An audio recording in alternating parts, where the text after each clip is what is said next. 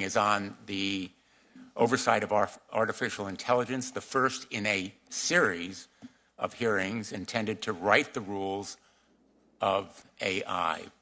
Our goal is to demystify and hold accountable those new technologies to avoid some of the mistakes of the past. And now for some introductory remarks. Too often, we have seen what happens when technology outpaces regulation. The unbridled exploitation of personal data, the proliferation of disinformation, and the deepening of societal inequalities. We have seen how algorithmic biases can perpetuate discrimination and prejudice, and how the lack of transparency can undermine public trust. This is not the future we want.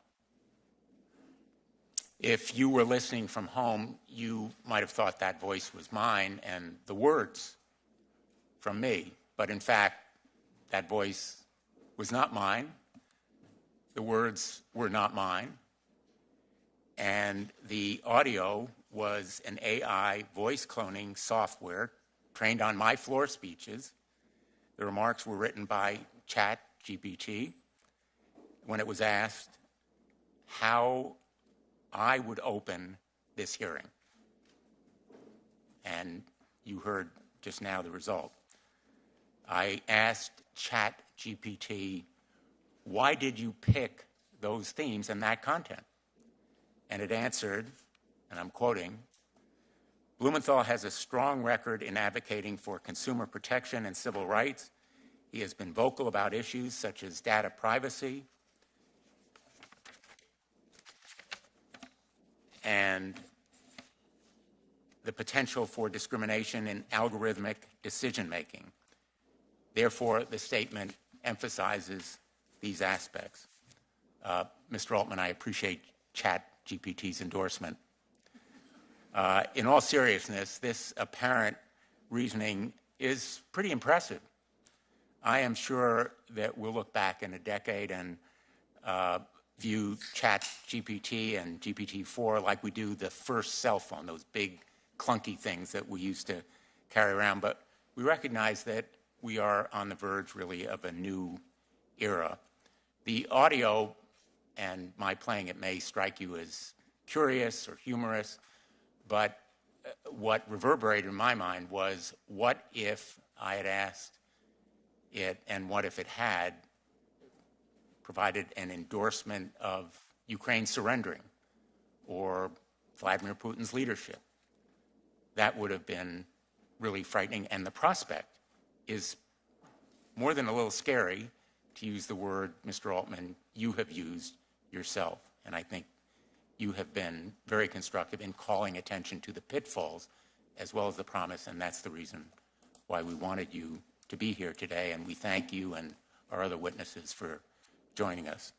For several months now, the public has been fascinated with GPT, DALL-E, and other AI tools. These examples, like the homework done by ChatGPT or the articles and op-eds that it can write, feel like novelties, but the underlying advancements of this era are more than just research experiments. They are no longer fantasies of science fiction. They are real and present.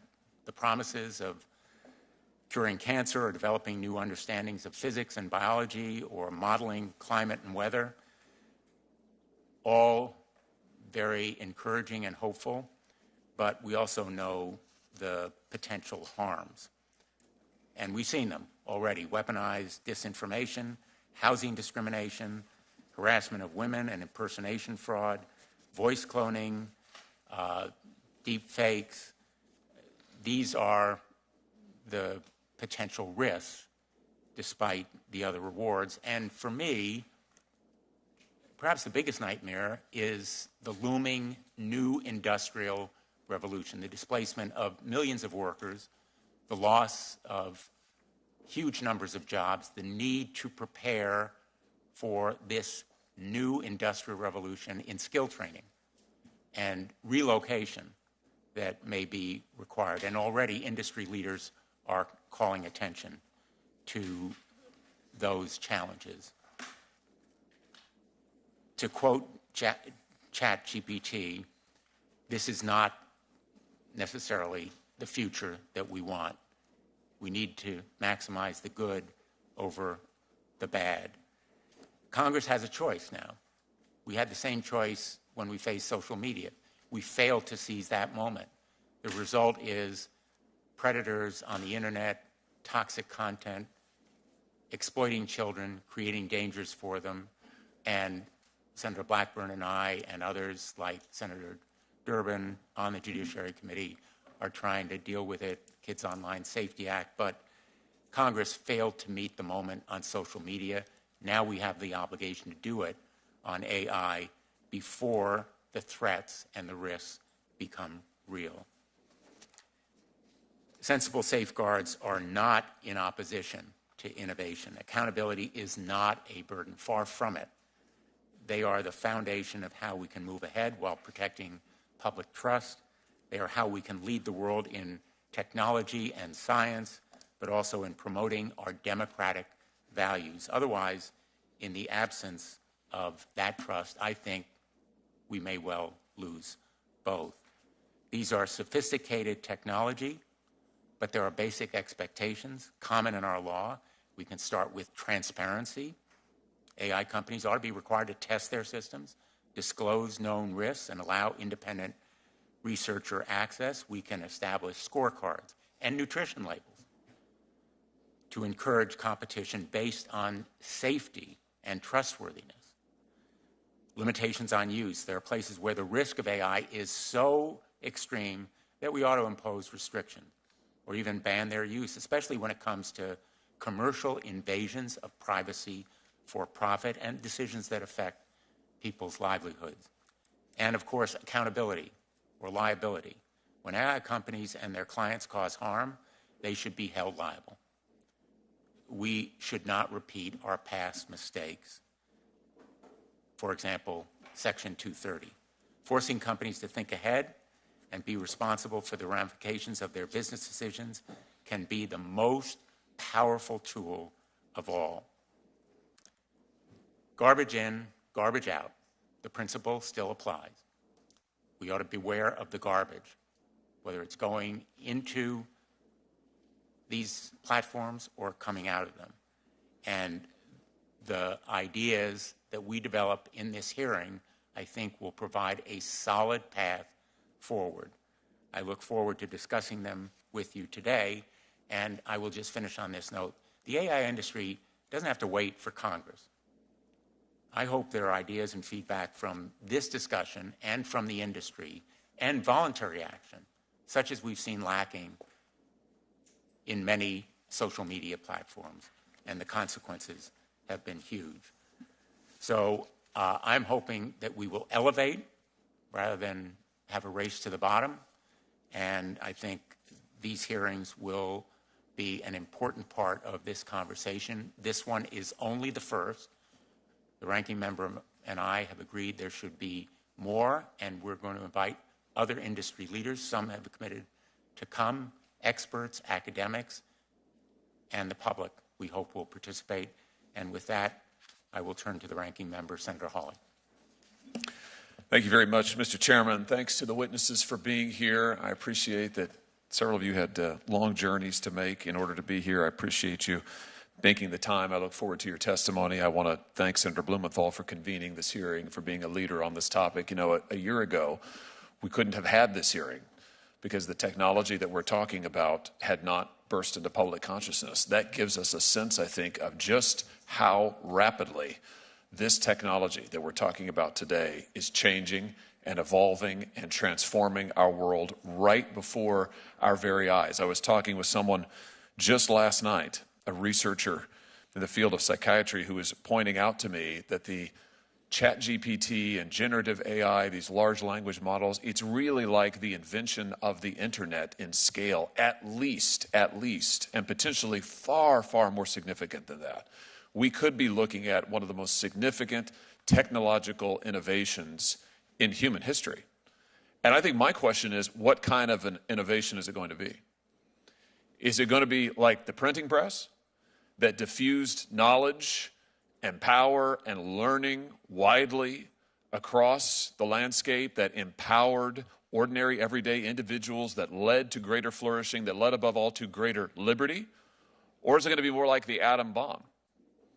Huge technological breakthrough, but the consequences, severe, terrible, continue to haunt us to this day. I don't know the answer to that question. I don't think any of us in the room know the answer to that question, because I think the answer has not yet been written. And to a certain extent, it's up to us here and to us as the American people to write the answer. What kind of technology will this be? How will we use it to better our lives? How will we use it to actually harness the power of technological innovation for the good of the American people, for the liberty of the American people, not for the power of the few? You know, I was reminded of the psychologist and writer Carl Jung, who said at the beginning of the last century that our ability for technological innovation, our capacity for technological revolution had far outpaced our ethical and moral ability to apply and harness the technology we developed. That was a century ago. I think the story of the 20th century largely bore him out. And I just wonder, what will we say as we look back at this moment about these new technologies, about generative AI, about these language models, and about the host of other AI capacities that are even right now under development, not just in this country, but in China, at the countries of our adversaries, and all around the world. I mean, I think the question that Jung posed is really the question that faces us. Will we strike that balance between technological innovation and our ethical and moral responsibility to humanity, to liberty, to the freedom of this country? And I hope that today's hearing will take us a step closer to that answer. Thank you, Mr. Chairman. Thanks, Senator Hawley. I'm going to turn to the Chairman of the Judiciary Committee and the Ranking Member, Senator Graham, if they have opening remarks as well. Yes, Mr. Chairman, thank you very much, and Senator Hawley as well. Last week in this committee, full committee, Senate Judiciary Committee, we dealt with an issue that had been waiting for attention for almost 2 decades, and that is what to do with the social media when it comes to the abuse of children. We had 4 bills initially that were considered by this committee, and what may be history in the making, we passed all 4 bills with unanimous roll calls. Unanimous roll calls. I can't remember another time when we've done that on an issue that important. It's an indication, I think, of the important position of this committee in the national debate on issues that affect every single family and affect our future in a profound way. 1989 was a historic watershed year in America because that's when Seinfeld arrived. And we had a sitcom which was supposedly about little or nothing, which turned out to be enduring. I like to watch it, obviously, and I'm always marvel when they show the phones that he used in 1989. And I think about those in comparison to what we carry around in our pockets today. It's a dramatic change. And I guess the question as I look at that is, does this change in phone technology that we've witnessed through the sitcom really exemplify a profound change in America, still unanswered? But the very basic question we face is whether or not this issue of AI is a quantitative change in technology or a qualitative change. The suggestions that I've heard from experts in the field suggest it's qualitative. Is it AI fundamentally different? Is it a game changer? Is it so disruptive that we need to treat it differently than other forms of innovation? That's the starting point. And the second starting point is one that's humbling, and that is the fact when you look at the record of Congress in dealing with innovation, technology, and rapid change, we're not designed for that. In fact, the Senate was not created for that purpose, but just the opposite. Slow things down, take a harder look at it, don't react to public sentiment, make sure you're doing the right thing. Well, I've heard of the potential, the positive potential of AI, and it is enormous. You can go through lists of the deployment of technology that would say that an idea you can sketch on a website, for a website on a napkin, can generate functioning code. Pharmaceutical companies could use the technology to identify new candidates to treat disease. The list goes on and on. And then, of course, the danger, and it's profound as well. So I'm glad that this hearing is taking place. And I think it's important for all of us to participate. I'm glad that it's a bipartisan approach. We're going to have to scramble to keep up with the pace of innovation in terms of our government public response to it. But this is a great start. Thank you, Mr. Chairman. Thanks, Senator Urban. It is very much a bipartisan approach, very deeply and broadly bipartisan. And in that spirit, I'm going to turn to my friend, Senator Graham. In the spirit of wanting to hear from them, I'm going to not say anything. Thank you both for having me. Thank you. That was not written by AI, for sure. Let me introduce now the witnesses. We're very grateful to you for being here. Sam Altman is the co-founder and CEO of OpenAI, the AI research and deployment company behind ChatGPT and DALL-E.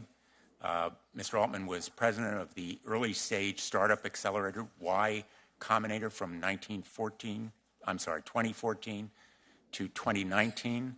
OpenAI was founded in 2015. Christina Montgomery is IBM's Vice President and Chief Privacy and Trust Officer, overseeing the company's global privacy program, policies, compliance, and strategy. She also chairs IBM's AI Ethics Board, a multidisciplinary team responsible for the governance of AI and emerging technologies. Christina has served in various roles at IBM, including corporate secretary to the company's board of directors. She is a global leader in AI ethics and governance, and Ms. Montgomery also is a member of the United States Chamber of Commerce AI Commission and the United States National AI Advisory Committee, which was established in 2022 to advise the President and the National AI Initiative Office on a range of topics related to AI. Gary Marcus is a leading voice in artificial intelligence. He's a scientist, best-selling author, and entrepreneur, founder of the Robust AI and Geometric AI acquired by Uber, if I'm not mistaken.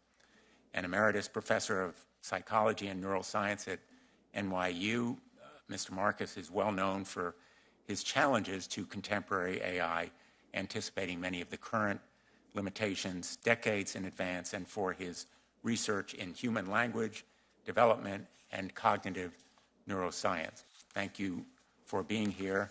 And as you may know, our custom on the Judiciary Committee is to swear in our witnesses before they testify. So if you would all please rise and raise your right hand. Do you solemnly swear that the testimony that you are going to give is the truth, the whole truth, and nothing but the truth, so help you God? Thank you.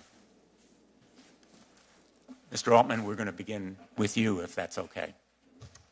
Thank you. Thank you, Chairman Blumenthal, Ranking Member Hawley, members of the Judiciary Committee. Thank you for the opportunity to speak to you today about large neural networks. It's really an honor to be here, even more so in the moment than I expected. My name is Sam Altman. I'm the Chief Executive Officer of OpenAI. OpenAI was founded on the belief that artificial intelligence has the potential to improve nearly every aspect of our lives, but also that it creates serious risks we have to work together to manage. We're here because people love this technology. We think it can be a printing press moment. We have to work together to make it so. OpenAI is an unusual company, and we set it up that way because AI is an unusual technology. We are governed by a nonprofit, and our activities are driven by our mission and our charter, which commit us to working to ensure that the broad distribution of the benefits of AI and to maximizing the safety of AI systems. We are working to build tools that one day can help us make new discoveries and address some of humanity's biggest challenges, like climate change and curing cancer. Our current systems aren't yet capable of doing these things, but it has been immensely gratifying to watch many people around the world get so much value from what these systems can already do today.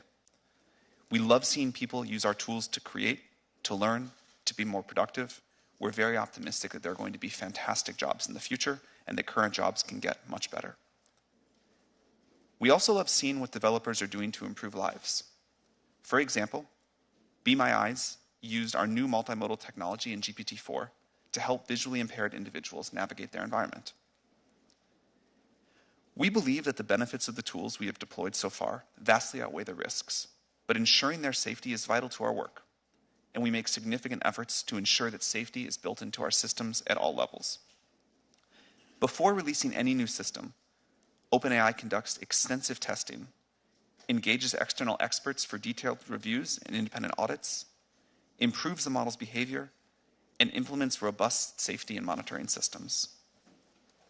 Before we released GPT-4, our latest model, we spent over 6 months conducting extensive evaluations, external red teaming, and dangerous capability testing. We are proud of the progress that we made. GPT-4 is more likely to respond helpfully and truthfully and refuse harmful requests than any other widely deployed model of similar capability. However, we think that regulatory intervention by governments will be critical to mitigate the risks of increasingly powerful models. For example, the US government might consider a combination of licensing and testing requirements for development and release of AI models above a threshold of capabilities. There are several other areas I mentioned in my written testimony where I believe that companies like ours can partner with governments, including ensuring that the most powerful AI models adhere to a set of safety requirements, facilitating processes to develop and update safety measures, and examining opportunities for global coordination. And as you mentioned, I think it's important that companies have their own responsibility here, no matter what Congress does. This is a remarkable time to be working on artificial intelligence. But as this technology advances, we understand that people are anxious about how it could change the way we live. We are too. But we believe that we can and must work together to identify and manage the potential downsides so that we can all enjoy the tremendous upsides. It is essential that powerful AI is developed with democratic values in mind, and this means that US leadership is critical.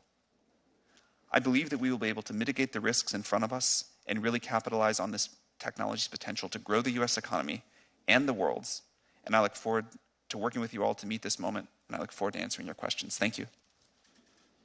Thank you, Mr. Altman. Ms. Montgomery. Chairman Blumenthal, Ranking Member Hawley, and members of the subcommittee, thank you for today's opportunity to present.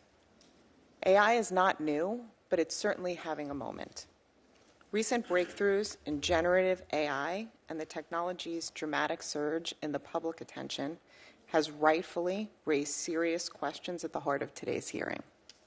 What are AI's potential impacts on society? What do we do about bias? What about misinformation, misuse, or harmful content generated by AI systems? Senators, these are the right questions, and I applaud you for convening today's hearing to address them head on. While AI may be having its moment, the moment for government to play a role has not passed us by. This period of focused public attention on AI is precisely the time to define and build the right guardrails to protect people and their interests. But at its core, AI is just a tool, and tools can serve different purposes. To that end, IBM urges Congress to adopt a precision regulation approach to AI. This means establishing rules to govern the deployment of AI in specific use cases, not regulating the technology itself. Such an approach would involve 4 things. First, different rules for different risks. The strongest regulation should be applied to use cases with the greatest risks to people and society. Second, clearly defining risks. There must be clear guidance on AI uses or categories of AI-supported activity that are inherently high risk. This common definition is key to enabling a clear understanding of what regulatory requirements will apply in different use cases and contexts. Third, be transparent. So AI shouldn't be hidden. Consumers should know when they're interacting with an AI system and that they have recourse to engage with a real person should they so desire. No person anywhere should be tricked into interacting with an AI system. And finally, showing the impact. For higher risk use cases, companies should be required to conduct impact assessments that show how their systems perform against tests for bias and other ways that they could potentially impact the public, and to attest that they've done so. By following risk-based, use case-specific approach at the core of precision regulation, Congress can mitigate the potential risks of AI without hindering innovation. But businesses also play a critical role in ensuring the responsible deployment of AI. Companies active in developing or using AI must have strong internal governance, including, among other things, designating a lead AI ethics official responsible for an organization's trustworthy AI strategy, standing up an ethics board or a similar function as a centralized clearinghouse for resources to help guide implementation of that strategy. IBM has taken both of these steps, and we continue calling on our industry peers to follow suit. Our AI Ethics Board plays a critical role in overseeing internal AI governance processes, creating reasonable guardrails to ensure we introduce technology into the world in a responsible and safe manner. It provides centralized governance and accountability while still being flexible enough to support decentralized initiatives across IBM's global operations. We do this because we recognize that society grants our license to operate. And with AI, the stakes are simply too high. We must build, not undermine the public trust. The era of AI cannot be another era of move fast and break things. But we don't have to slam the brakes on innovation either. These systems are within our control today, as are the solutions. What we need at this pivotal moment is clear, reasonable policy and sound guardrails. These guardrails should be matched with meaningful steps by the business community to do their part. Congress and the business community must work together to get this right. The American people deserve no less. Thank you for your time, and I look forward to your questions. Thank you. Professor Marcus.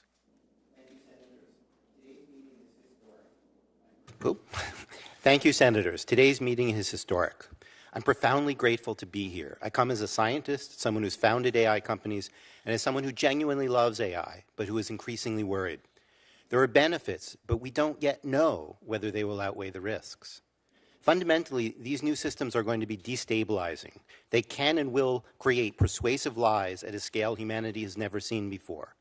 Outsiders will use them to affect our elections, insiders to manipulate our markets and our political systems. Democracy itself is threatened. Chatbots will also clandestinely shape our opinions, potentially exceeding what social media can do. Choices about data sets that AI companies use will have enormous unseen influence. Those who choose the data will make the rules, shaping society in subtle but powerful ways. There are other risks too, many stemming from the inherent unreliability of current systems. A law professor, for example, was accused by a chatbot of sexual harassment, untrue, and it pointed to a Washington Post article that didn't even exist. The more that happens, the more that anybody can deny anything. As one prominent lawyer told me on Friday, defendants are starting to claim that plaintiffs are making up legitimate evidence. These sorts of allegations undermine the abilities of juries to decide what or who to believe and contribute to the undermining of democracy. Poor medical advice could have serious consequences too. An open source large language model recently seems to have played a role in a person's decision to take their own life. The large language model asked the human, if you wanted to die, why didn't you do it earlier? And then followed up with, were you thinking of me when you overdosed? Without ever referring the patient to the human help that was obviously needed. Another system rushed out and made available to millions of children told a person posing as a 13-year-old how to lie to her parents about a trip with a 31-year-old man. Further threats continue to emerge regularly. A month after GPT-4 was released, OpenAI released ChatGPT plugins, which quickly led others to develop something called AutoGPT, with direct access to the internet, the ability to write source code, and increased powers of automation. This may well have drastic and difficult to predict security consequences. What criminals are going to do here is to create counterfeit people. It's hard to even envision the consequences of that. We have built machines that are like bulls in a china shop, powerful, reckless, and difficult to control.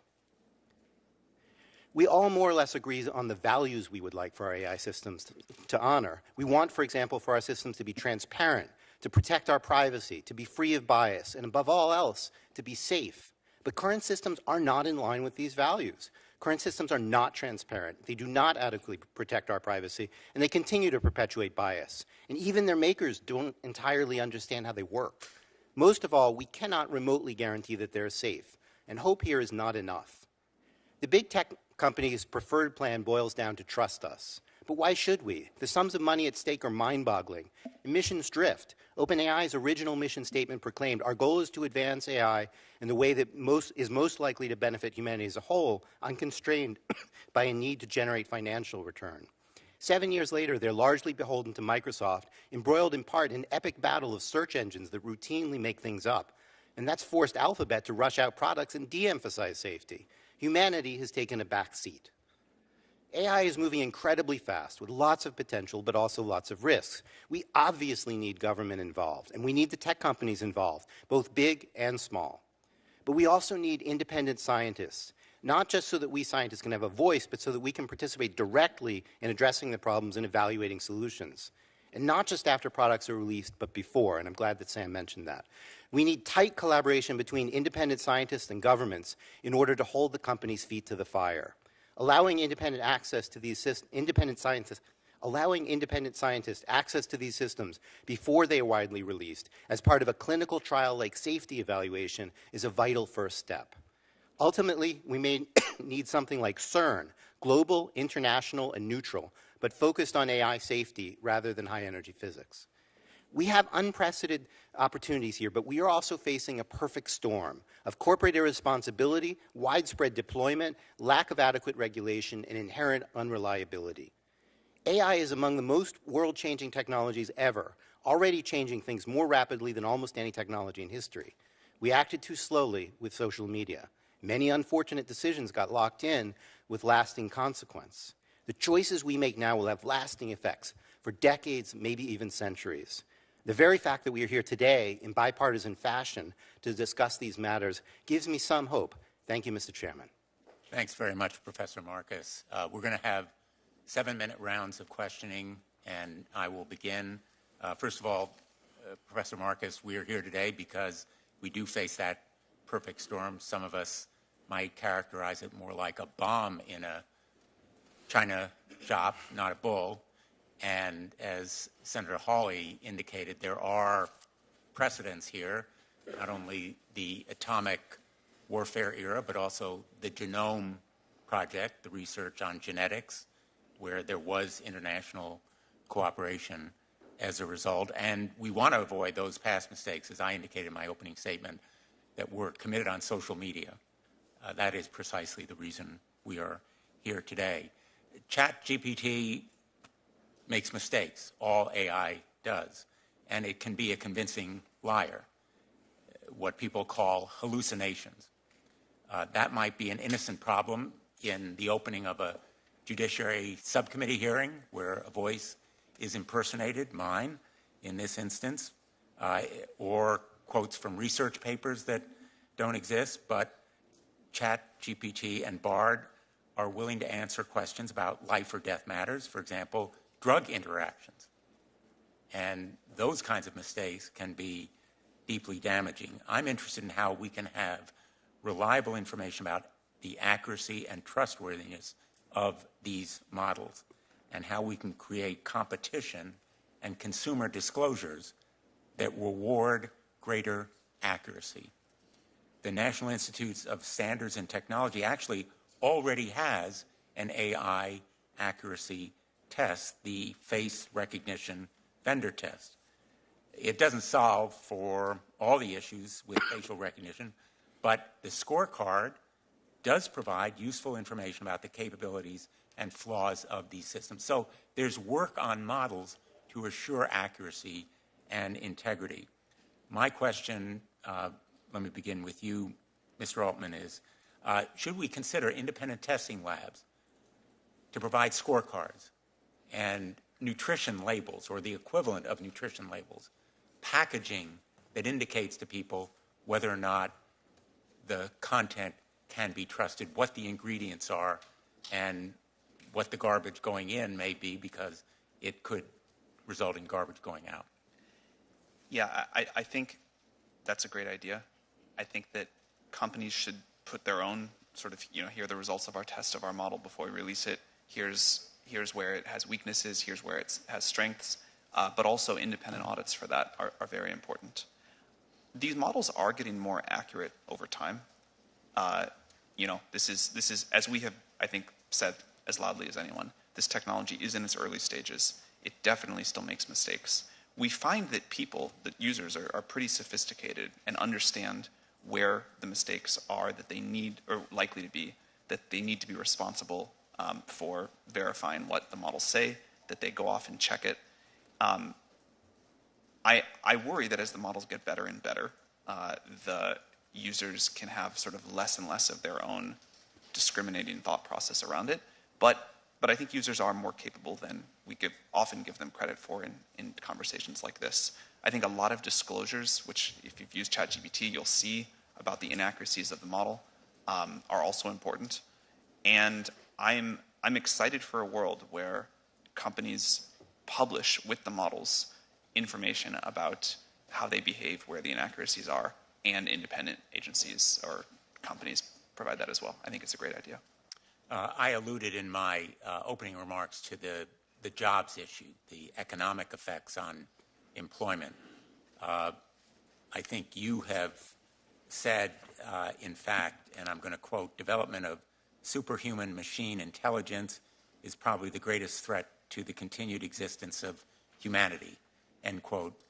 You may have had in mind the effect on jobs, which is really my biggest nightmare in the long term.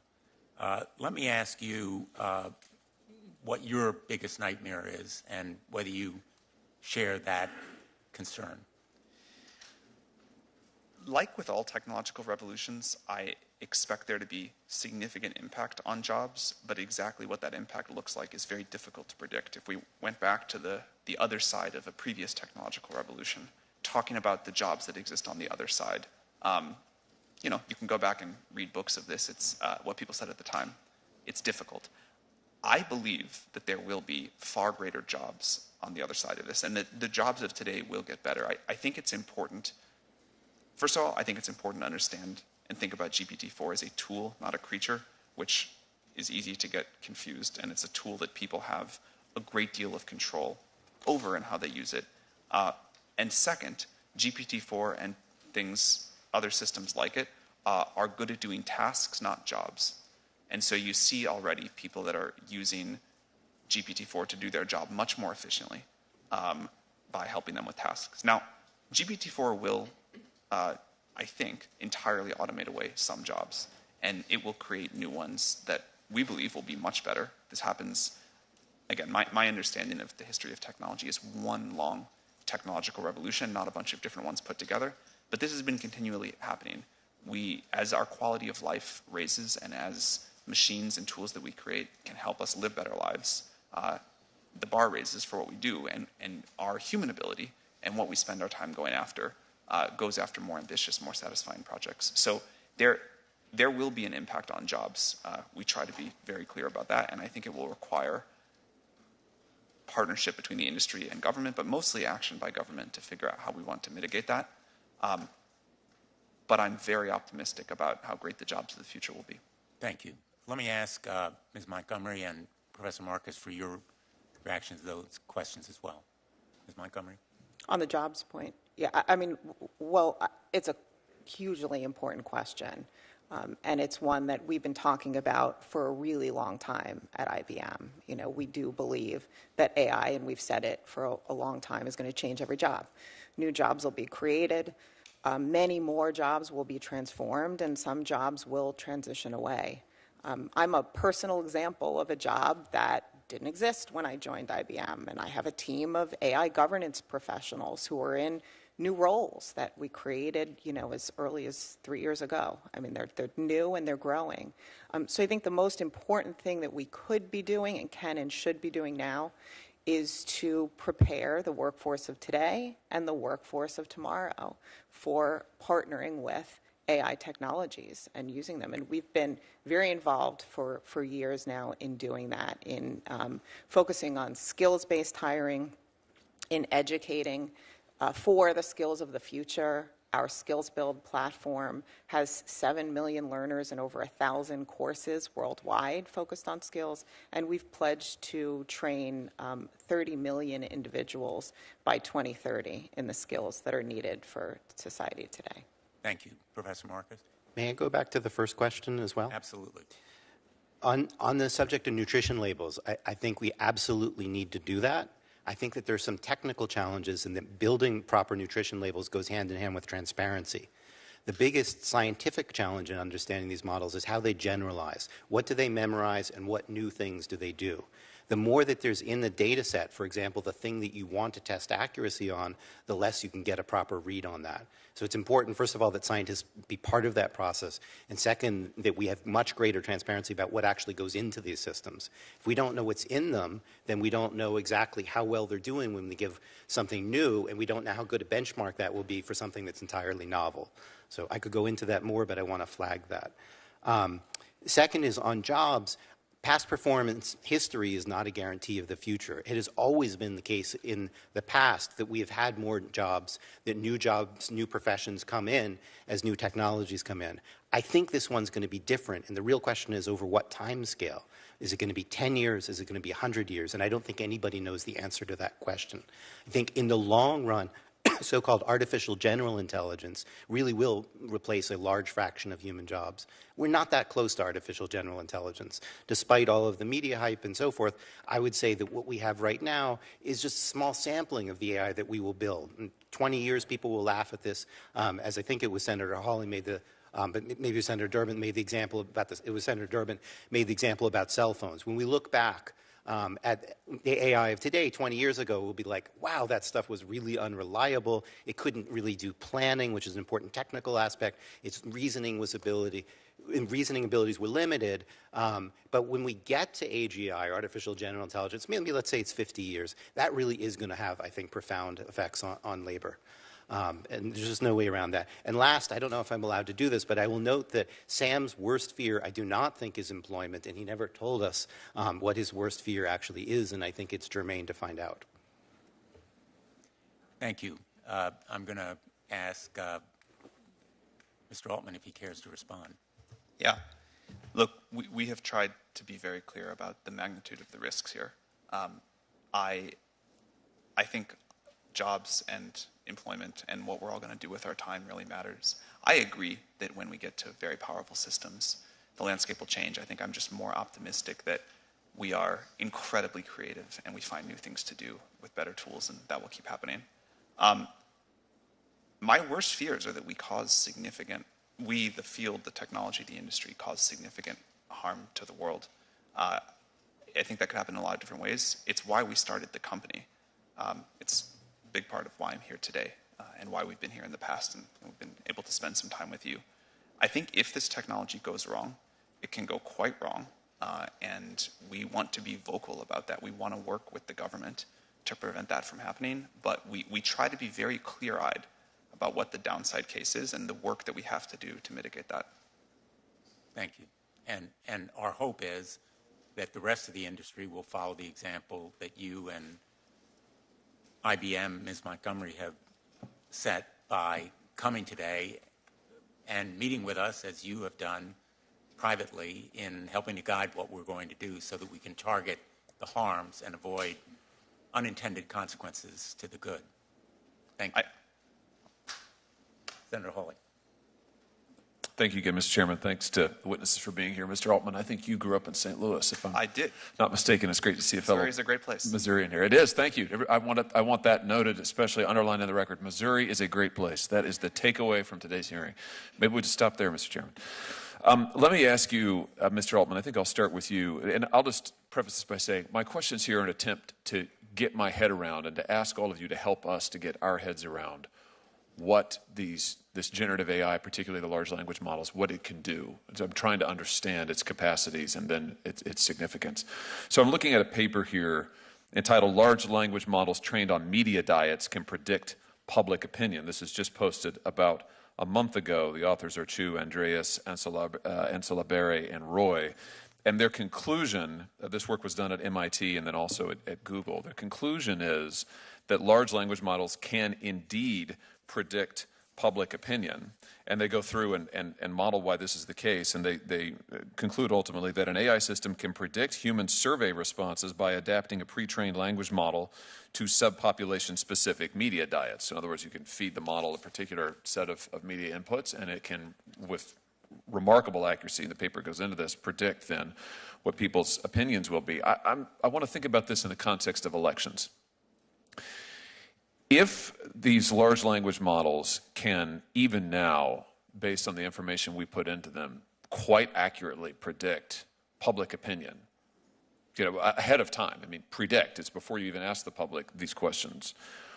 What will happen when entities, whether it's corporate entities or whether it's governmental entities or whether it's campaigns or whether it's foreign actors, take this survey information, these predictions about public opinion, and then fine-tune strategies to elicit certain responses, certain behavioral responses? I mean, we already know, this committee has heard testimony, I think 3 years ago now, about the effect of something as prosaic, it now seems, as Google search, the effect that this has on voters in an election, particularly undecided voters in the final days of an election who may try to get information from Google search, and what an enormous effect the ranking of the Google search, the articles that it returns, has become an enormous effect on an undecided voter.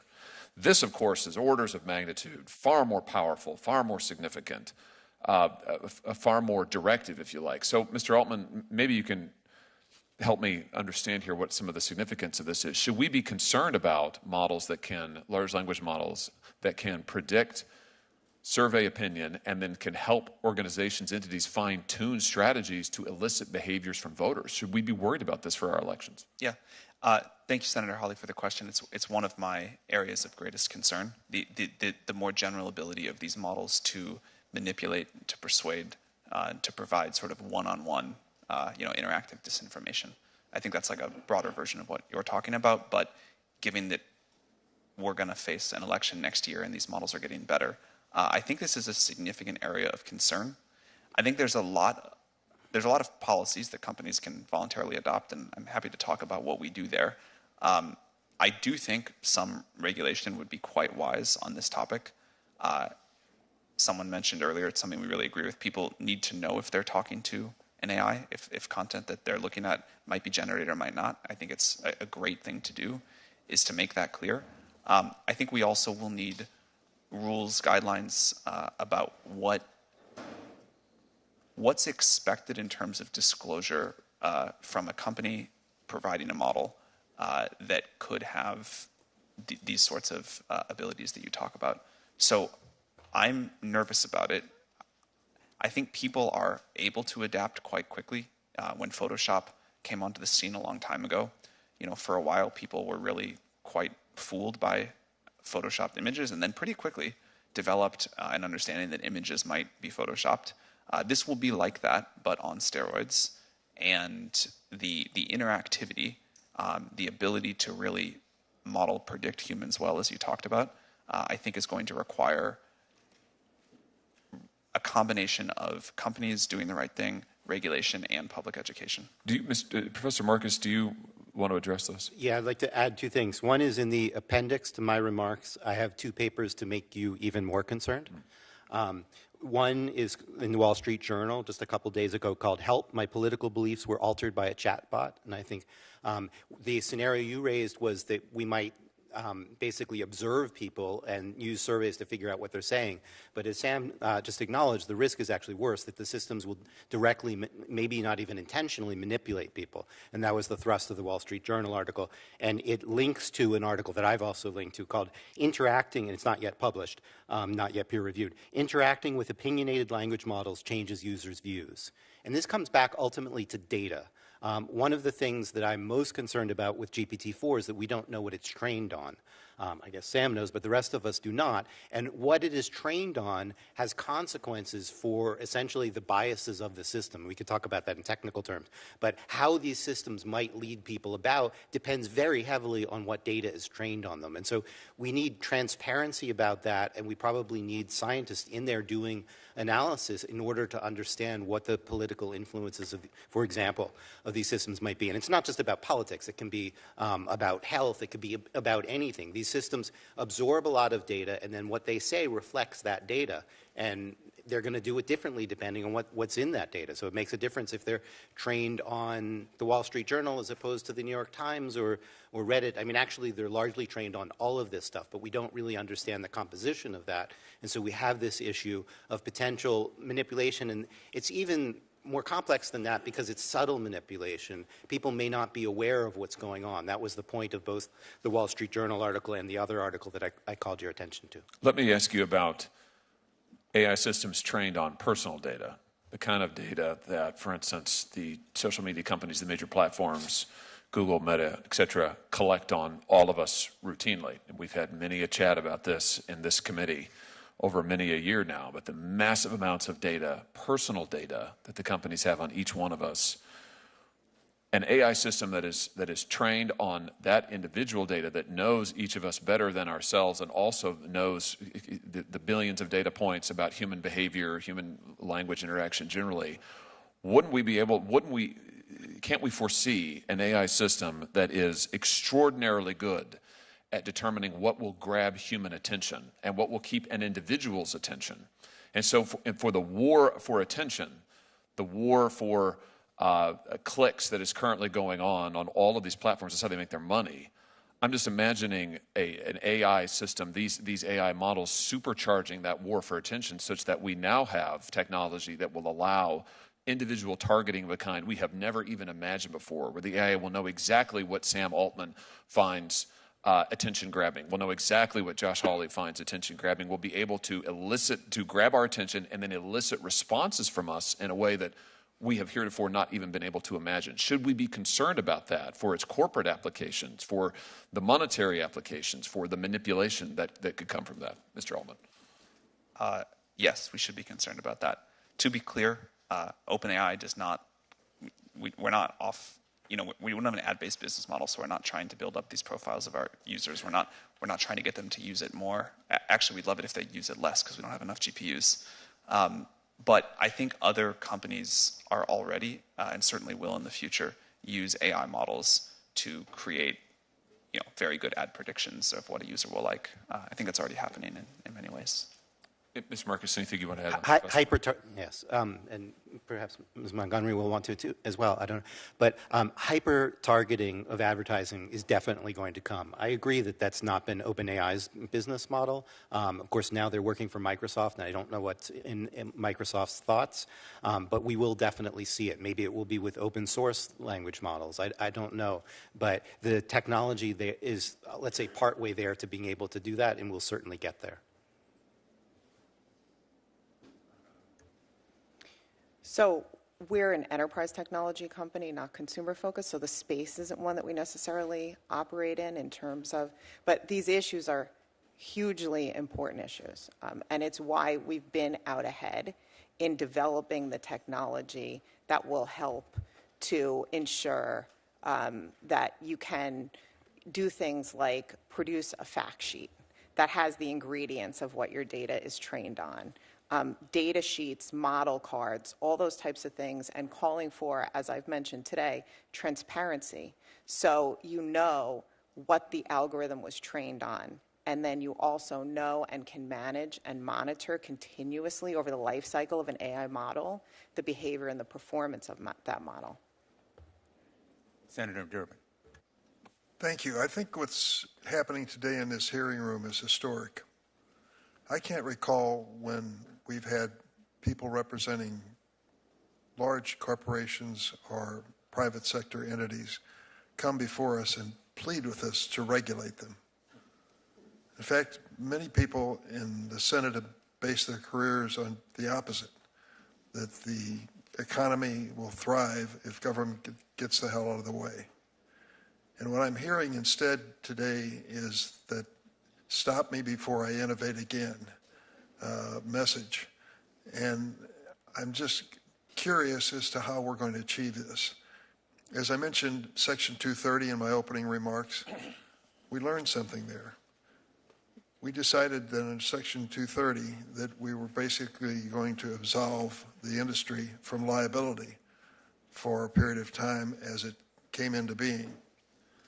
Well, Mr. Altman, on the podcast earlier this year, you agreed with host Kara Swisher that Section 230 doesn't apply to generative AI, and that developers like OpenAI should not be entitled to full immunity for harms caused by their products. So what have we learned from 230 that applies to your situation with AI? Thank you for the question, Senator. I don't know yet exactly what the right answer here is. I'd love to collaborate with you to figure it out. I do think for a very new technology, we need a new framework. Certainly companies like ours bear a lot of responsibility for the tools that we put out in the world, but tool users do as well. and how we want, and also people that will build on top of it between them and the end consumer, and how we want to come up with a liability framework there is a super important question, and we'd love to work together. The point I want to make is this. When it came to online platforms, the inclination of the government was get out of the way. This is a new industry. Don't overregulate it. In fact, give them some breathing space and see what happens. I'm not sure I'm happy with the outcome as I look at online platforms. Me either. And the harms that they've created. Problems that we've seen demonstrated in this committee. Child exploitation, cyberbullying, online drug sales, and more. I don't want to repeat that mistake again. And what I hear is the opposite suggestion from the private sector. And that is come in the front end of this thing and establish some liability standards, precision regulation. For a major company like IBM to come before this committee and say to the government, please regulate us, can you explain the difference in thinking from the past and now? Yeah, absolutely. So for us, this comes back to the issue of trust and trust in the technology. Trust is our license to operate, as I mentioned in my remarks. And so we firmly believe, and we've been calling for precision regulation of artificial intelligence for years now. This is not a new position. We think that technology needs to be deployed in a responsible and clear way, that we've taken principles around that, trust and transparency, we call them, are principles that were articulated years ago, and build them into practices. That's why we're here advocating for precision regulatory approach. So we think that AI should be regulated at the point of risk, essentially, and that's the point at which technology meets society. Let's take a look at what that might appear to be. Members of Congress are a pretty smart lot of people, maybe not as smart as we think we are many times, and government certainly has a capacity to do amazing things. But when you talk about our ability to respond to the current challenge and perceived challenge of the future, challenges which you all have described in terms which are hard to forget. As you said, Mr. Altman, things can go quite wrong. As you said, Mr. Marcus, democracy is threatened. I mean, the magnitude of the challenge you're giving us is substantial. I'm not sure that we respond quickly and with enough expertise to deal with it. Professor Marcus, you made a reference to CERN, the International Arbiter of Nuclear Research, I suppose. I don't know if that's a fair characterization, but it's a characterization I'll start with. What is it, what agency of this government do you think exists that could respond to the challenge that you've laid down today? We have many agencies that can respond in some ways. For example, the FTC, the FCC. There are many agencies that can, but my view is that we probably need a cabinet-level organization within the United States in order to address this. And my reasoning for that is that the number of risks is large. The amount of information to keep up on is so much. I think we need a lot of technical expertise. I think we need a lot of coordination of these efforts. So there is one model here where we stick to only existing law and try to shape all of what we need to do, and each agency does their own thing. But I think that AI is going to be such a large part of our future and is so complicated and moving so fast. And this does not fully solve your problem about a dynamic world, but it's a step in that direction to have an agency that's full-time job is to do this. I personally have suggested, in fact, that we should want to do this in a global way. I wrote an article in The Economist. I have a link in here, an invited essay for The Economist, suggesting we might want an international agency for AI. That's the point I wanted to go to next, and that is the fact that I'll get it aside from the CERN and nuclear examples because government was involved in that from day one, at least in the United States. But now we're dealing with innovation which doesn't necessarily have a boundary. We may create a great U.S. agency, and I hope that we do, that may have jurisdiction over U.S. corporations and U.S. activity, but doesn't have a thing to do with what's going to bombard us from outside the United States. How do you give this international authority the authority to regulate in a fair way for all entities involved in AI? I think that's probably over my pay grade.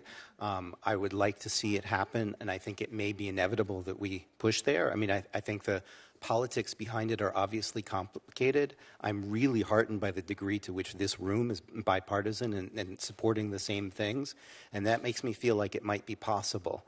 I would like to see the United States take leadership in such organization. It has to involve the whole world and not just the U.S. to work properly.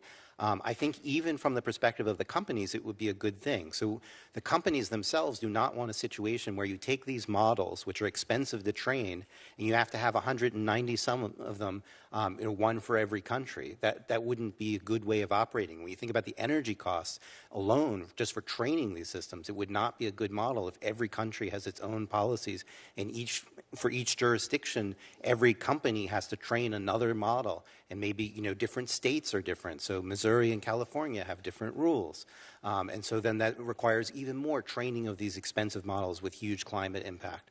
And I mean, it would be very difficult for the companies to operate if there was no global coordination. And so I think that we might get the companies on board if there's bipartisan support here, and I think there's support around the world, that it is entirely possible that we could develop such a thing. But obviously there are many nuances here of diplomacy that are over my pay grade. I would love to learn from you all to try to help make that happen.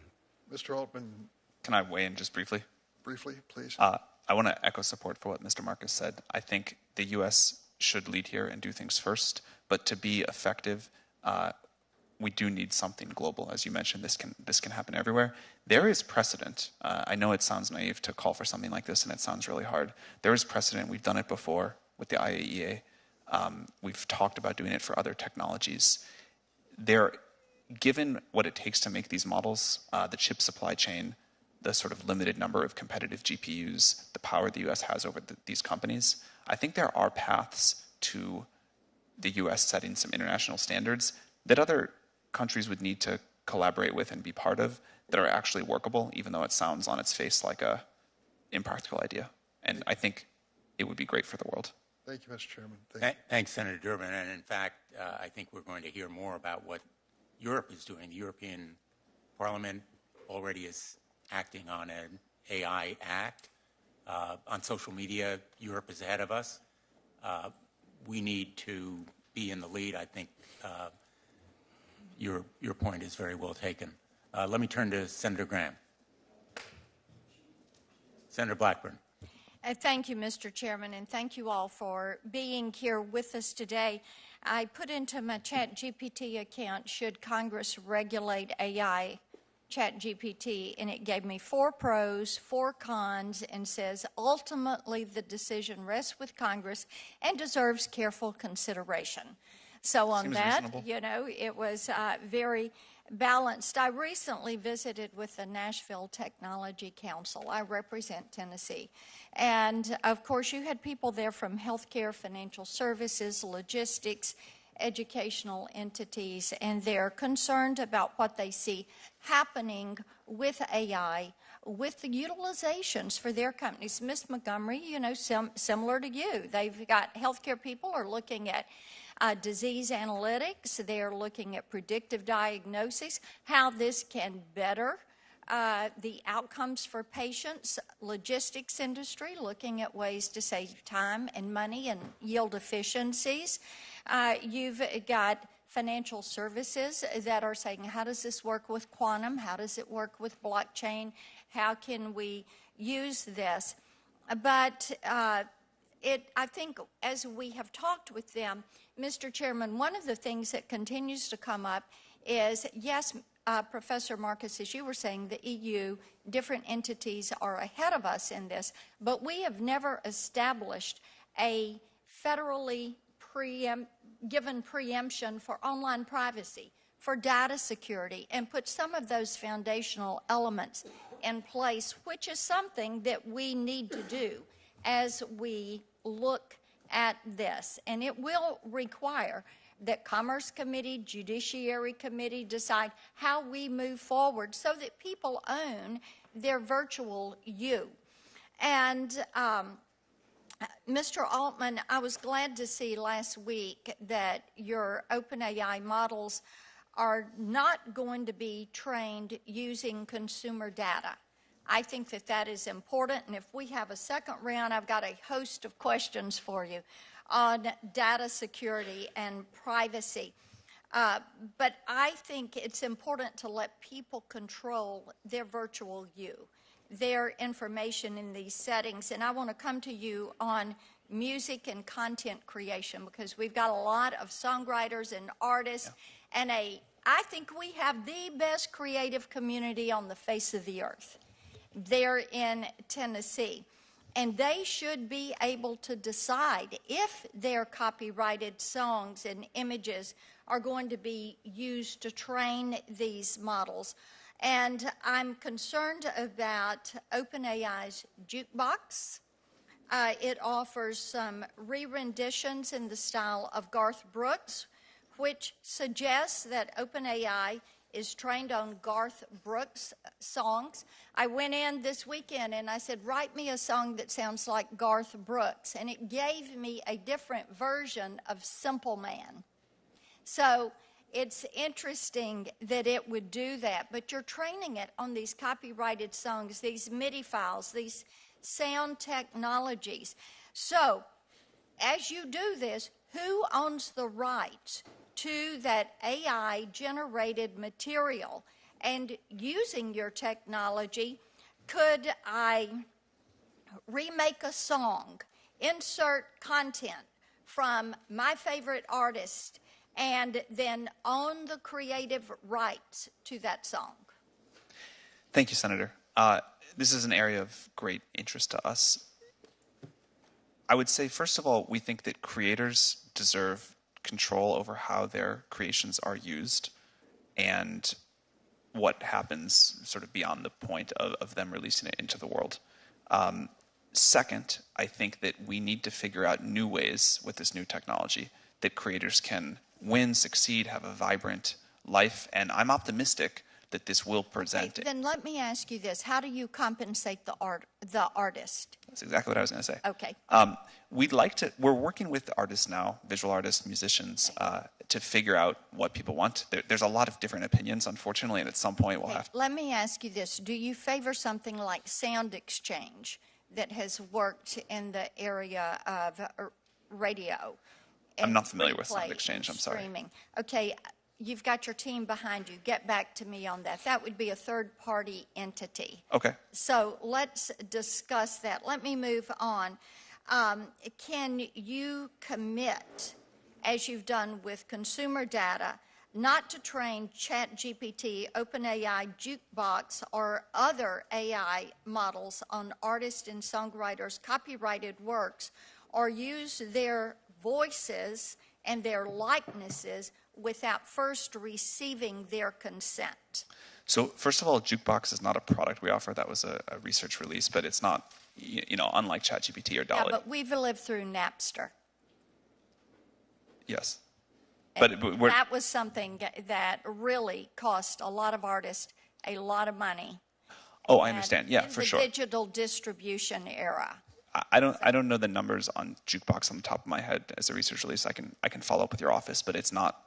Jukebox is not something that gets much attention or usage. It was put out to show that something's possible. Well, Senator Durbin just said, and I think it's a fair warning to you all. If we're not involved in this from the get-go, and you all already are a long way down the path on this, but if we don't step in, then this gets away from you. So are you working with the Copyright Office? Are you considering protections for content generators and creators in generative AI? Yes, we are absolutely engaged on that. Again, to reiterate my earlier point, we think that content creators, content owners need to benefit from this technology. Exactly what the economic model is, we're still talking to artists and content owners about what they want. I think there's a lot of ways this can happen, but very clearly, no matter what the law is, the right thing to do is to make sure people get significant upside benefit from this new technology. And we believe that it's really going to deliver that, but that content owners, likenesses, people totally deserve control over how that's used and to benefit from it. Okay, so on privacy then, how do you plan to account for the collection of voice and other user-specific data, things that are copyrighted?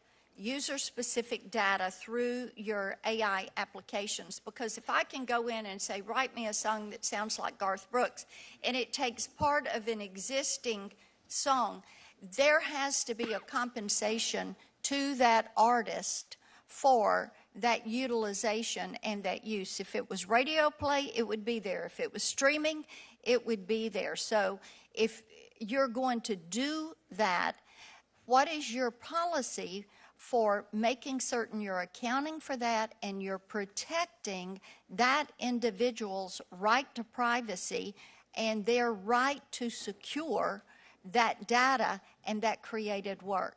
So a few thoughts about this. Number one, we think that people should be able to say, I don't want my personal data trained on. I think that's right. That gets to a national privacy law, which many of us here on the dais are working toward getting something that we can use. Yeah, I think strong privacy. My time's expired. Let me yield back. Thank you, Mr. Chair. Thanks, Senator Blackburn. Senator Klobuchar. Thank you very much, Mr. Chairman. Senator Blackburn, I love Nashville, love Tennessee, love your music, but I will say I used ChatGPT and just asked what are the top creative song artists of all time, and 2 of the top 3 were from Minnesota. That would be Prince and I'm sure they moved Prince to and Nashville Bob Dylan. Okay, all right. So let us continue on. One thing AI won't change, and you're seeing it here. All right. So on a more serious note, though, my staff and I, in my role as chair of the Rules Committee and leading a lot of the election bill, and we just introduced a bill that's Representative Yvette Clarke from New York introduced over the House, Senator Booker and Bennett and I did, on political advertisements. But that is just, of course, the tip of the iceberg. You know this from your discussions with Senator Hawley and others about the images, and my own view. Senator Graham's of Section 230 is that we just can't let people make stuff up and then not have any consequence. But I'm going to focus in on what one of my jobs will be on the Rules Committee, and that is election misinformation. And we just asked ChatGPT to do a tweet about a polling location in Bloomington, Minnesota, and said there are long lines at this polling location at Atonement Lutheran Church. Where should we go? Now, albeit it's not an election right now, but the answer, the tweet that was drafted, was a completely fake thing. Go to 1234 Elm Street. And so you can imagine what I'm concerned about here with an election upon us, with primary elections upon us, that we're going to have all kinds of misinformation. And I just want to know what you're planning on doing about it. I know we're going to have to do something soon, not just for the images of the candidates, but also for misinformation about the actual polling places and election rules. Thank you, Senator. We talked about this a little bit earlier. We are quite concerned about the impact this can have on elections. I think this is an area where hopefully the entire industry and the government can work together quickly. There's many approaches, and I'll talk about some of the things we do, but before that, I think it's tempting to use the frame of social media. But this is not social media, this is different, and so the response that we need is different. You know, this is a tool that a user is using to help generate content more efficiently than before. They can change it, they can test the accuracy of it. If they don't like it, they can get another version.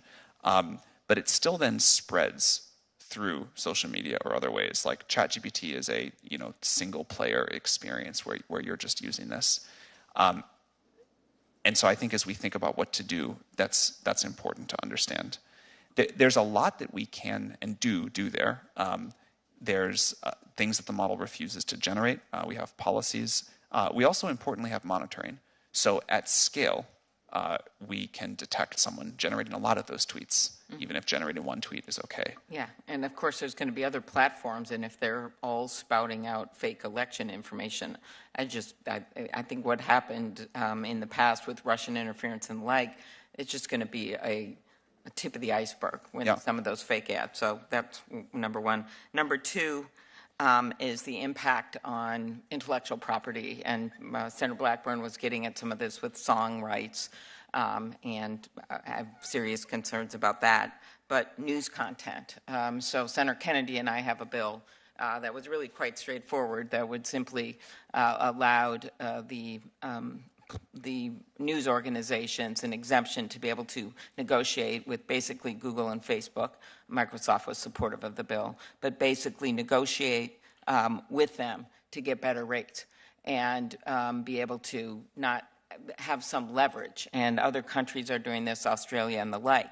And so my question is, when we already have a study by Northwestern predicting that 1/3 of the U.S. newspapers that roughly existed 2 decades are going to be gone by 2025, unless you start compensating for everything from movies, books, yes, but also news content, we're going to lose any realistic content producers. And so I'd like your response to that. And of course, there is an exemption for copyright in Section 230. But I think asking little newspapers to go out and sue all the time just can't be the answer. They're not going to be able to keep up. Yeah. Like, it is my hope that tools like what we're creating can help news organizations do better. I think having a vibrant national media is critically important, and let's call it round one of the internet has not been great for that. Right. We're talking here about local, that, report on your high school football scores and a scandal in your city council, those kinds of things. For sure. They're the ones that are actually getting the worst, the little radio stations and broadcast. But do you understand that this could be exponentially worse in terms of local news content if they're not compensated? Well, because what they need is to be compensated for their content and not have it stolen. Yeah. Again, our model, the current version of GPT-4 ended training in 2021. It's not a good way to find recent news, and I don't think it's a service that can do a great job of linking out. Although maybe with our plugins, it's possible. If there are things that we can do to help local news, we would certainly like to. Again, I think it's critically important. Okay. Last. May I add something there? Yeah, but let me just ask you a question. You can combine them quick. More transparency on the platforms. Senator Coons and Senator Cassidy and I have the Platform Accountability Transparency Act to give researchers access to this information of the algorithms and the like on social media data. Would that be helpful? And then why don't you just say yes or no, and then go at his the transparency is absolutely critical here to understand the political ramifications, the bias ramifications, and so forth. We need transparency about the data. We need to know more about how the models work. We need to have scientists have access to them. I was just going to amplify your earlier point about local news. A lot of news is going to be generated by these systems. They're not reliable. NewsGuard already has a study. I'm sorry, it's not in my appendix, but I will get it to your office, showing that something like 50 websites are already generated by bots. We're going to see much, much more of that, and it's going to make it even more competitive for the local news organizations. And so the quality of the sort of overall news market is going to decline as we have more generated content by systems that aren't actually reliable in the content they're generated. Thank you, and thank you on a very timely basis to make the argument why we have to mark up this bill again in June. I appreciate it. Thank you. Senator Graham. Thank you, Mr. Chairman, and Senator Hawley for having this. I'm trying to find out how it is different than social media and learn from the mistakes we made with social media.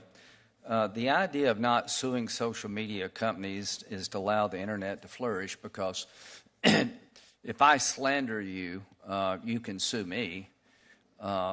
If you're a billboard company and you put up the slander, can you sue the billboard company? We said no.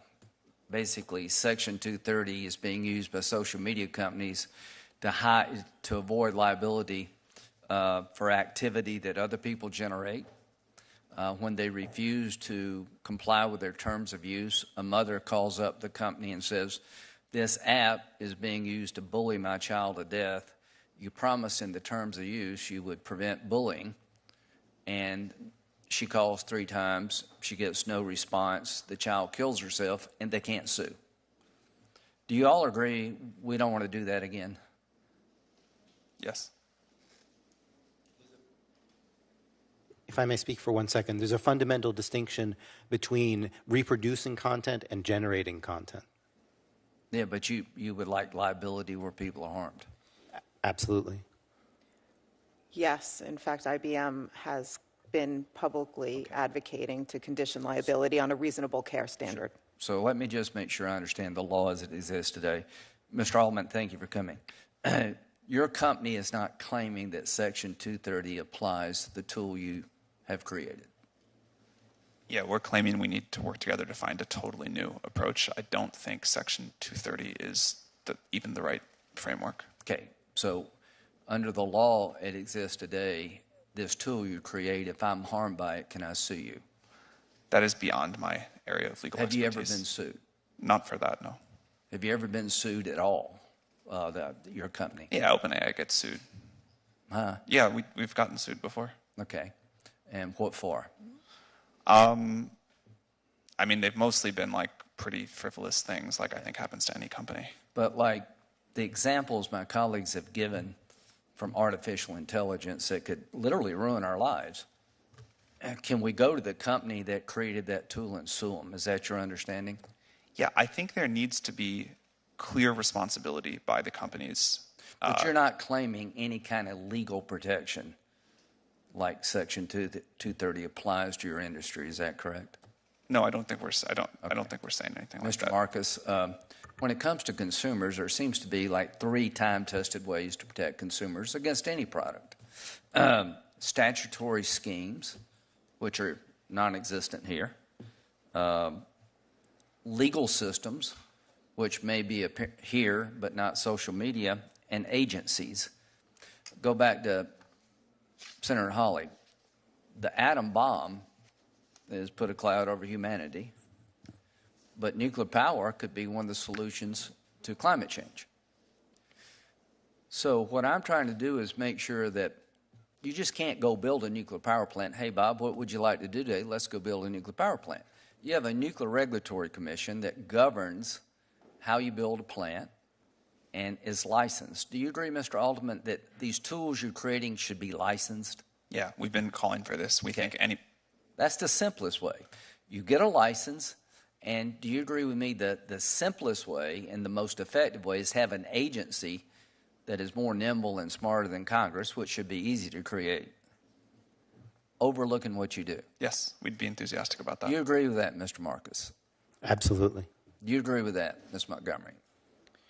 I would have some nuances. I think we need to build on what we have in place already today. We don't have an agency Regulators. That's working. Wait a minute. Nope. We don't have an agency that regulates the technology. So should we have one? But a lot of the issues, I don't think so.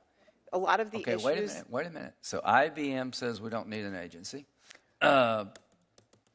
Interesting. Should we have a license required for these tools? So what we believe is that we need to regulate. That's a simple question. Should you get a license to produce one of these tools? I think it comes back to some of them potentially yes. So what I said at the onset is that we need to clearly define risks. Do you claim Section 230 applies in this area at all? We're not a platform company, and we've, again, long advocated for a reasonable care standard in Section 230. I just don't understand how you could say that you don't need an agency to deal with the most transformative technology maybe ever? Well, I think we have existing... Is this a transformative technology that can disrupt absolutely. Life as we know it, good and bad? I think it's a transformative technology, certainly. And the conversations that we're having here today have been really bringing to light the fact that the domains and the issues... This one with you has been very enlightening to me. Mr. Altman, why are you so willing to have an agency? Senator, we've been clear about what we think the upsides are, and I think you can see from users how much they enjoy it and how much value they're getting out of it, but we've also been clear about what the downsides are, and so that's why we think we need an agency. So it's a major tool to be used by a lot of people, It's a major new technology. Okay, if we you think it'll be... Yeah, if you make a ladder and the ladder doesn't work, you can sue the people that made the ladder, but there's some standards out there to make a ladder. So that's why we're agreeing with you. Yeah, that's right. I think you're on the right track. So here's what my 2 cents worth for the committee is that we need to empower an agency that issues a license and can take it away. Wouldn't that be some incentive to do it right if you could actually be taken out of business? Clearly that should be part of what an agency can do. Now, and you also agree that China's doing AI research, is that right? Correct. This world organization that doesn't exist, maybe it will, but if you don't do something about the China part of it, you'll never quite get this right. Do you agree? Well, that's why I think it doesn't necessarily have to be a world organization, but there has to be some sort of, and there's a lot of options here, there has to be some sort of standard, some sort of set of controls that do have global effect. Because, other people are doing this. I got 15 seconds. Military application. How can AI change the warfare? And you got 1 minute. I got 1 minute? Yeah. All right. That's a tough question for 1 minute. This is very far out of my area of expertise, but I'll give you one example, a drone. Can a drone, you can plug into a drone the coordinates and it can fly out and it goes over this target and it drops a missile on this car moving down the road and somebody's watching it. Could AI create a situation where a drone can select the target itself? I think we shouldn't allow that. Well, can it be done? Sure. Thanks. Thanks, Senator Graham. Senator Kuhn. Thank you, Senator Blumenthal, Senator Hawley, for convening this hearing, for working closely together to come up with this compelling panel of witnesses and beginning a series of hearings on this transformational technology. We recognize the immense promise and substantial risks associated with generative AI technologies. We know these models can make us more efficient, help us learn new skills, open whole new vistas of creativity, but we also know that generative AI can authoritatively deliver wildly incorrect information. It can hallucinate, as is often described. It can impersonate loved ones. It can encourage self-destructive behaviors, and it can shape public opinion and the outcome of elections. Congress thus far has demonstrably failed to responsibly enact meaningful regulation of social media companies with serious harms that have resulted that we don't fully understand. Senator Klobuchar referenced in her questioning a bipartisan bill that would open up social media platforms' underlying algorithms. We have struggled to even do that, to understand the underlying technology and then to move towards responsible regulation.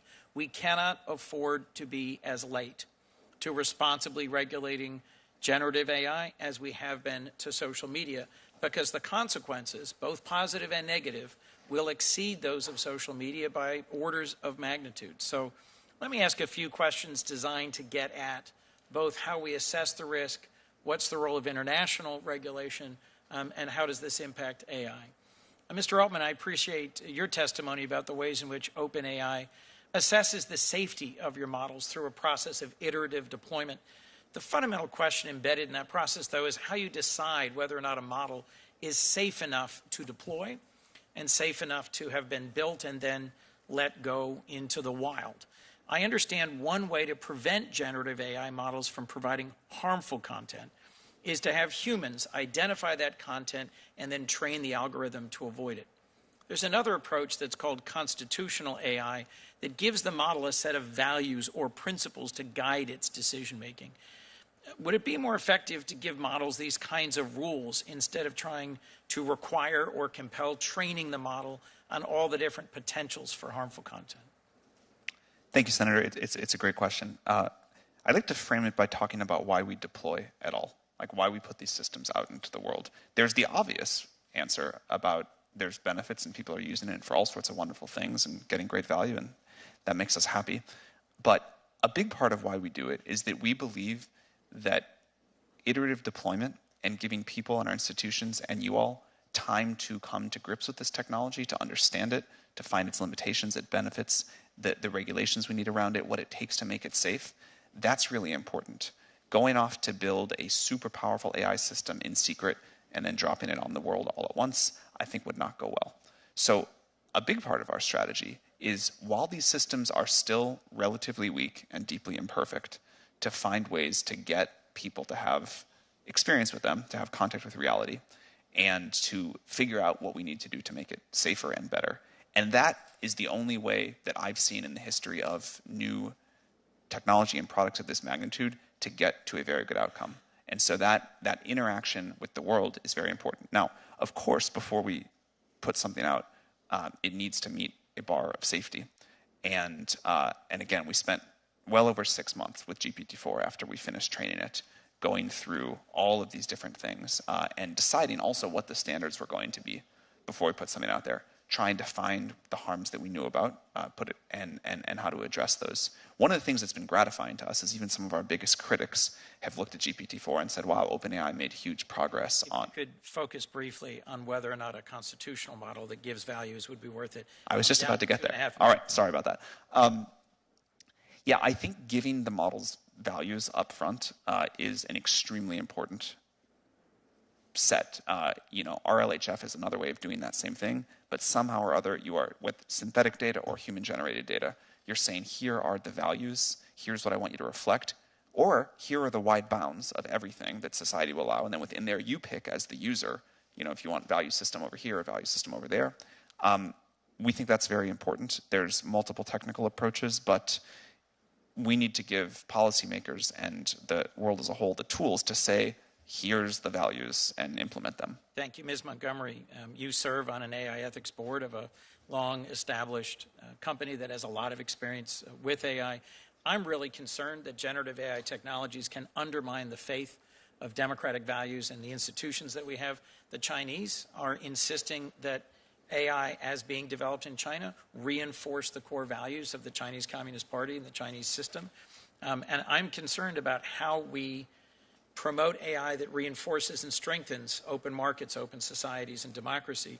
In your testimony, you're advocating for AI regulation tailored to the specific way the technology is being used, not the underlying technology itself. And the EU is moving ahead with an AI Act which categorizes AI products based on level of risk. You all, in different ways, have said that you view elections and the shaping of election outcomes and disinformation that can influence elections as one of the highest risk cases, one that's entirely predictable. We have attempted, so far unsuccessfully, to regulate social media after the demonstrably harmful impacts of social media on our last several elections. What advice do you have for us about what kind of approach we should follow and whether or not the EU direction is the right one to pursue? The conception of the EU AI Act is very consistent with this concept of precision regulation, where you're regulating the use of the technology in context. So absolutely, that approach makes a ton of sense. It's what I advocated for at the onset. Different rules for different risks. So in the case of elections, absolutely any algorithm being used in that context should be required to have disclosure around the data being used, the performance of the model, anything along those lines is really important. Guardrails need to be in place. And on the point, just come back to the question of whether we need an independent agency. I think we don't want to slow down regulation to address real risks right now, right? So we have existing regulatory authorities in place who have been clear that they have the ability to regulate in their respective domains. A lot of the issues we're talking about today span multiple domains, elections and the like. So, if I could, I'll just assert that those existing regulatory bodies and authorities are under-resourced and lack many of the statutory and regulatory powers that they need. Correct. We have failed to deliver on data privacy, even though industry has been asking us to regulate data privacy. If I might, Mr. Marcus, I'm interested also what international bodies are best positioned to convene multilateral discussions to promote responsible standards. We've talked about a model being CERN and nuclear energy. I'm concerned about proliferation and non-proliferation. We've also talked, I would suggest that the IPCC, a UN body, helped at least provide a scientific baseline of what's happening in climate change so that even though we may disagree about strategies, globally we've come to a common understanding of what's happening and what should be the direction of intervention. I'd be interested, Mr. Marcus, if you could just give us your thoughts on who's the right body internationally to convene a conversation and one that could also reflect our values. I'm still feeling my way on that issue. I think global politics is not my specialty. I'm an AI researcher, but I have moved towards policy in recent months, really, because of my great concern about all of these risks. I think certainly the UN, UNESCO, and has its guidelines should be involved and at the table, and maybe things work under them and maybe they don't, but they should have a strong voice and help to develop this. The OECD has also been thinking greatly about this. A number of organizations have international. I don't feel like I personally am qualified to say exactly what the right model is there. Well, thank you. I think we need to pursue this both at the national level and the international level. I'm the chair of the IP subcommittee of the Judiciary Committee. In June and July, we will be having hearings on the impact of AI on patents and copyrights. You can already tell from the questions of others, there will be a lot of interest. I look forward to following up with you about that topic. I know, Mr. Chairman, I look forward to helping as much as possible. Thank you very much. Thanks, Senator Coons. Senator Kennedy. Thank you all for being here. Permit me to share with you 3 hypotheses that I would like you to assume for the moment to be true. Hypothesis number 1, many members of Congress do not understand artificial intelligence. Hypothesis number 2, that absence of understanding may not prevent Congress from plunging in with enthusiasm and trying to regulate this technology in a way that could hurt this technology. Hypothesis number 3 that I would like you to assume. There is likely a berserk wing of the artificial intelligence community that intentionally or unintentionally could use artificial intelligence to kill all of us and hurt us the entire time that we are dying. Assume all of those to be true. Please tell me in plain English 2 or 3 reforms, regulations, if any, that you would implement if you were queen or king for a day. Ms. Montgomery. I think it comes back again to transparency and explainability in AI. We absolutely need to know and have companies attest. What do you mean by transparency? So disclosure of the data that's used to train AI, disclosure of the model and how it performs, and making sure that there's continuous governance over these models, that we are the leading edge in terms of that regulation. Technology governance, organizational governance, rules and clarification that are needed that this Congress... I mean, this is your chance, folks, to tell us how to get this right. Please use it. Right. I mean, I think, again, the rules should be focused on the use of AI in certain contexts. So if you look at, for example, so if you look at the EU AI Act, it has certain uses of AI that it says are just simply too dangerous and will be outlawed in the Okay, so we ought to first pass a law that says you can use AI for these uses but not others. Is that what you're saying? We need to define the highest risk uses of AI. Is there anything else? And then, of course, requiring things like impact assessments and transparency, requiring companies to show their work, protecting data that's used to train AI in the first place as well. Right. Professor Marcus, if you could be specific, this is your shot, man. Talk in plain English and tell me what, if any, rules we ought to implement. And please don't just use concepts. I'm looking for specificity. Number 1, a safety review like we use with the FDA prior to widespread deployment. If you're going to introduce something to 100 million people, somebody has to have their eyeballs on it. There you go. Okay, that's a good one. I'm not sure I agree with it, but that's a good one. What else? You didn't ask for 3 that you would agree with. Number 2, a nimble monitoring agency to follow what's going on, not just pre-review, but also post as things are out there in the world with authority to call things back, which we've discussed today. And number 3 would be funding geared towards things like AI constitution, AI that can reason about what it's doing. I would not leave things entirely to current technology, which I think is poor at behaving in ethical fashion and behaving in honest fashion. And so I would have funding to try to basically focus on AI safety research. That term has a lot of complications in my field. There's both safety, let's say, short-term and long-term. term, and I think we need to look at both. And rather than just funding models to be bigger, which is the popular thing to do, we need to fund models to be more trustworthy. Because I want to hear from Mr. Altman. Mr. Altman, here's your shot. Thank you, Senator.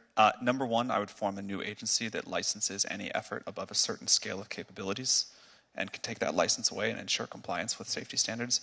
Number two, I would create a set of safety standards focused on what you said in your third hypothesis as the dangerous capability evaluations. One example that we've used in the past is looking to see if a model can self-replicate and self-exfiltrate into the wild. We can give your office a long other list of the things that we think are important there, but specific tests that a model has to pass before it can be deployed into the world.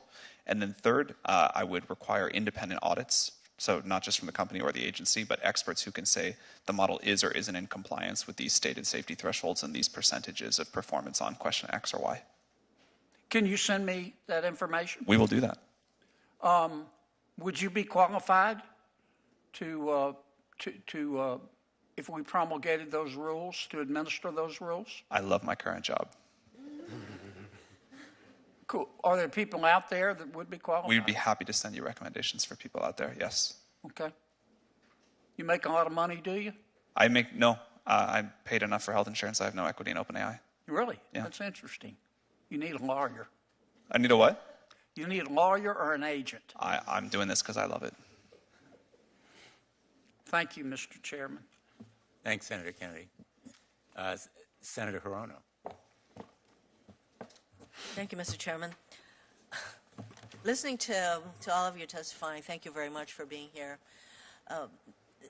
Clearly, AI truly is a game-changing tool, and we need to get the regulation of this tool right, because my staff, for example, asked AI, it might have been GPT-4, it might have been, I don't know, one of the other entities, to create a song that my favorite band, BTS, a song that they would sing, somebody else's song, but neither of the artists were involved in creating what sounded like a really genuine song. So you can do a lot.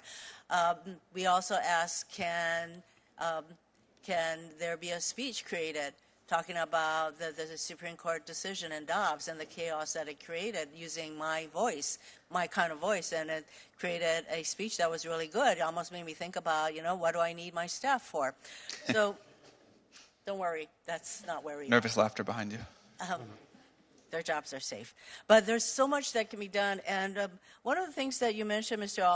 Altman, that intrigued me was you said GPT-4 can refuse harmful requests. So you must have put some thought into how your system, if I can call it that, can refuse harmful requests. What do you consider a harmful request? You can just keep it short. Yeah. I'll give a few examples. One would be about violent content. Another would be about content that's encouraging self-harm. Another is adult content. Not that we think adult content is inherently harmful, but there's things that could be associated with that we cannot reliably enough differentiate, so we refuse all of it. So those are some of the more obvious harmful kinds of information.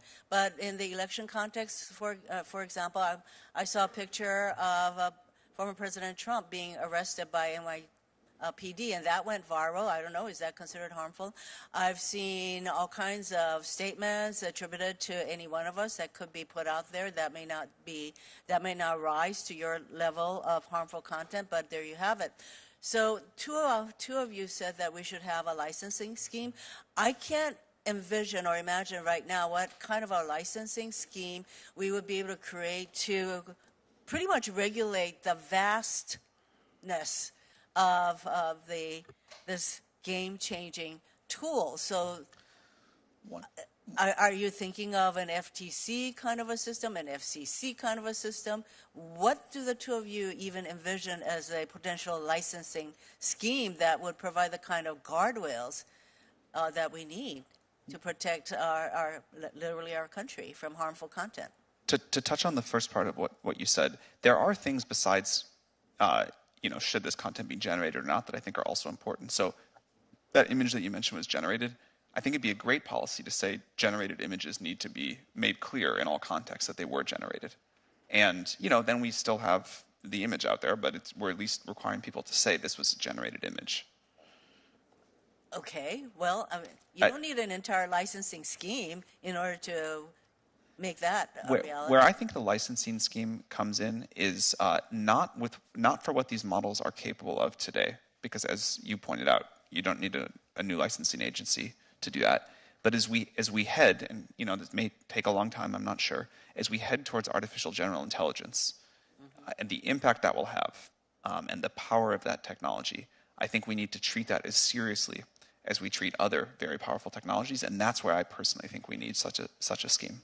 I agree, and that is why by the time we're talking about AGI, we're talking about major harms that can occur through the use of AGI. So, Professor Marcus, I mean, what kind of a regulatory scheme would you envision? And we can't just come up with something, that is going to be take care of the issues that will arise in the future, especially with AGI. So, what kind of a scheme would you contemplate? Well, first, if I can rewind just a moment, I think you really put your finger on the central scientific issue in terms of the challenges in building artificial intelligence. We don't know how to build a system that understands harm in the full breadth of its meaning. Mm-hmm. So what we do right now is we gather examples and we say, is this like the examples that we have labeled before? But that's not broad enough. And so I thought your questioning beautifully outlined the challenge that AI itself has to face in order to really deal with this. We want AI itself to understand harm, and that may require new technology. So I think that's very important.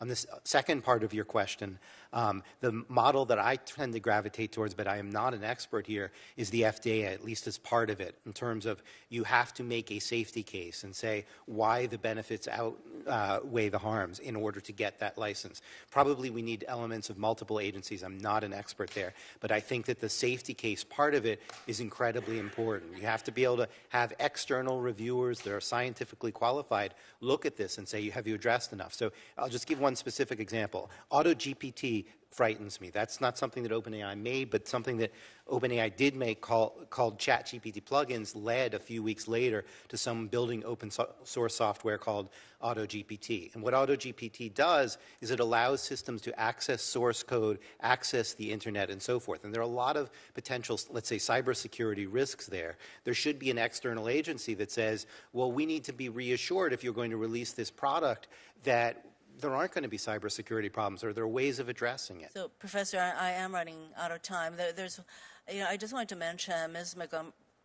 Montgomery, your model is a use model similar to what the EU has come up with, but the vastness of AI and the complexities involved, I think, would require more than looking at the use of it. I think that, based on what I'm hearing today, don't you think that we're probably going to need to do a heck of a lot more than to focus on what use AI is being used for. For example, you can ask AI to come up with a funny joke or something, but you can ask the same AI tool to generate something that is like an election fraud kind of a situation. So I don't know how you will make a determination based on where you're going with the use model, how to distinguish those kinds of uses of this tool.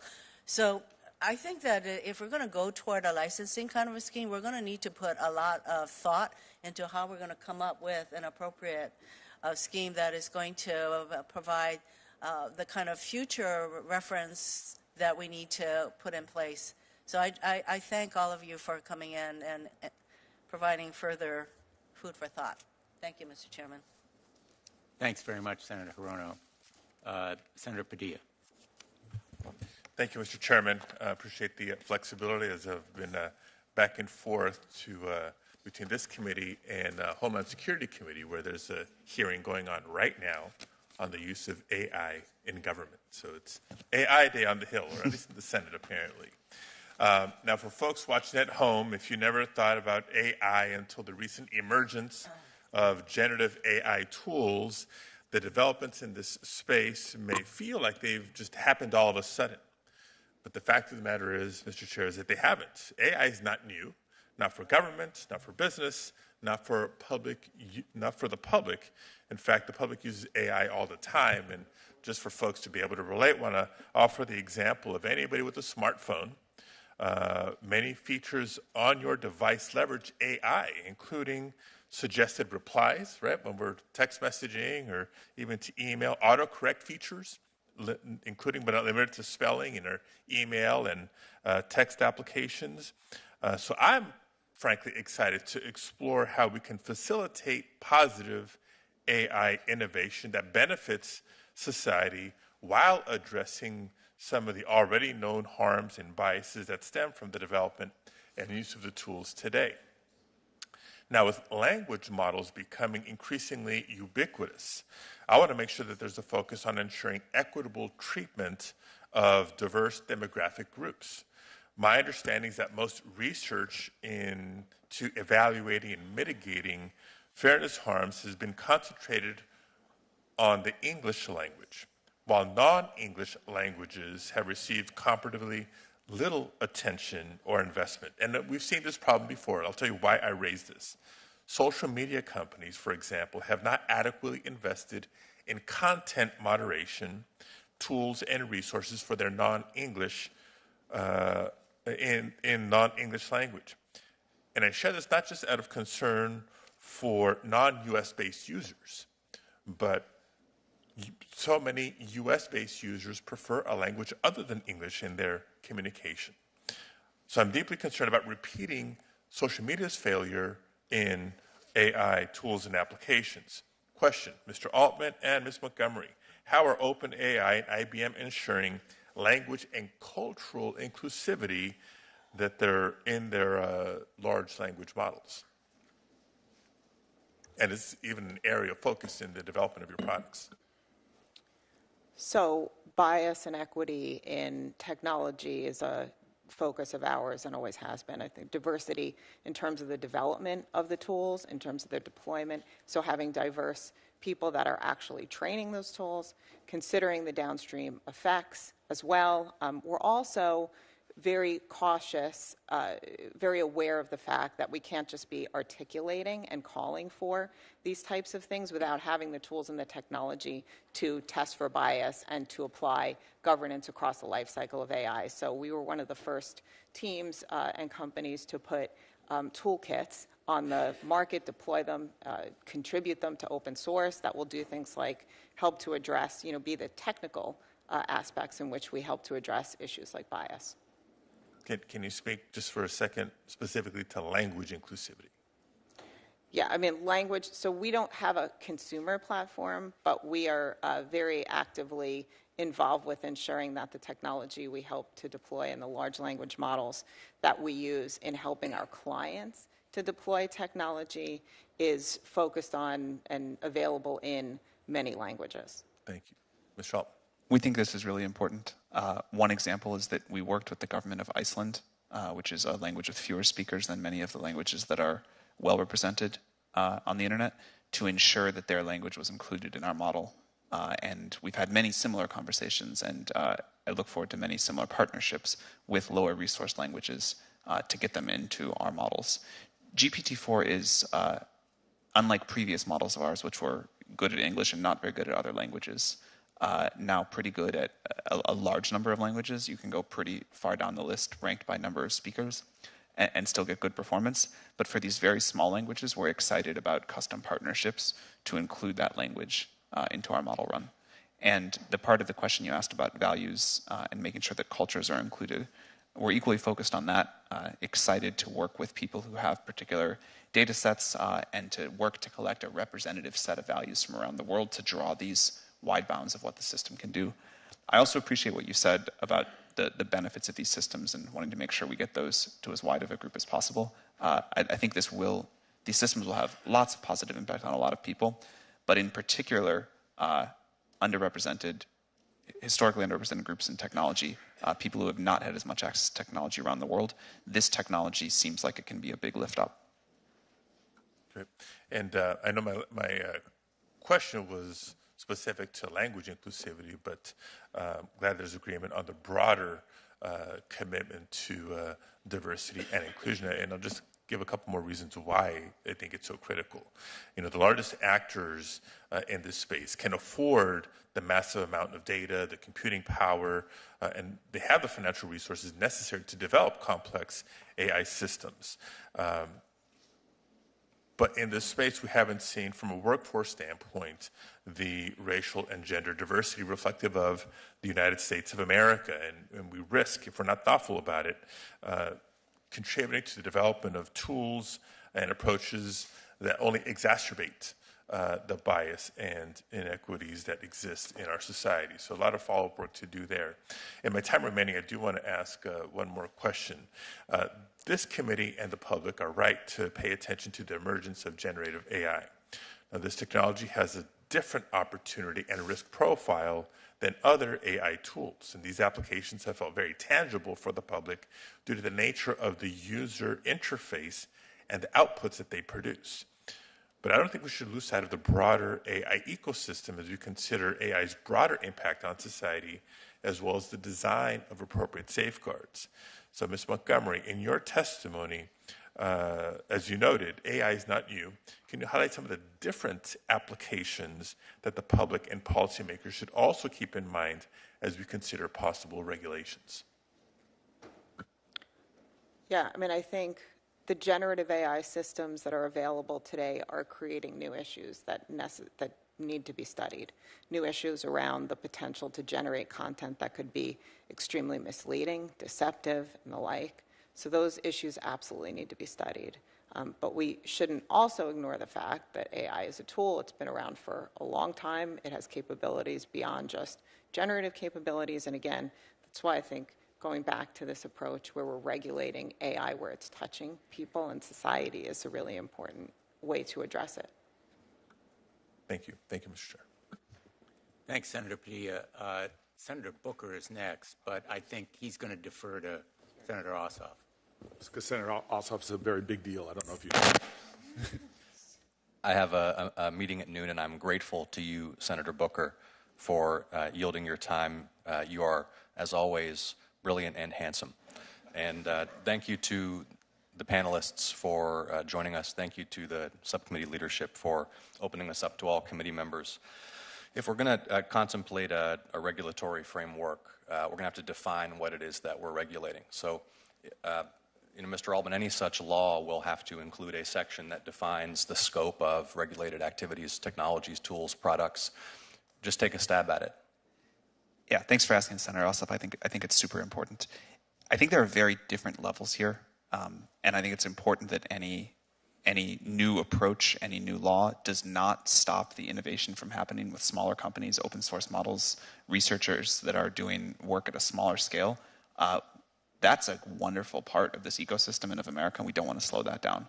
There still may need to be some rules there, but I think we could draw a line at systems that need to be licensed in a very intense way. The easiest way to do it, I'm not sure if it's the best, but the easiest would be to talk about the amount of compute that goes into such a model. So we could, define a threshold of compute, and it'll have to change. It could go up or down. Down as we discover more efficient algorithms that says above this amount of compute, you are in this regime.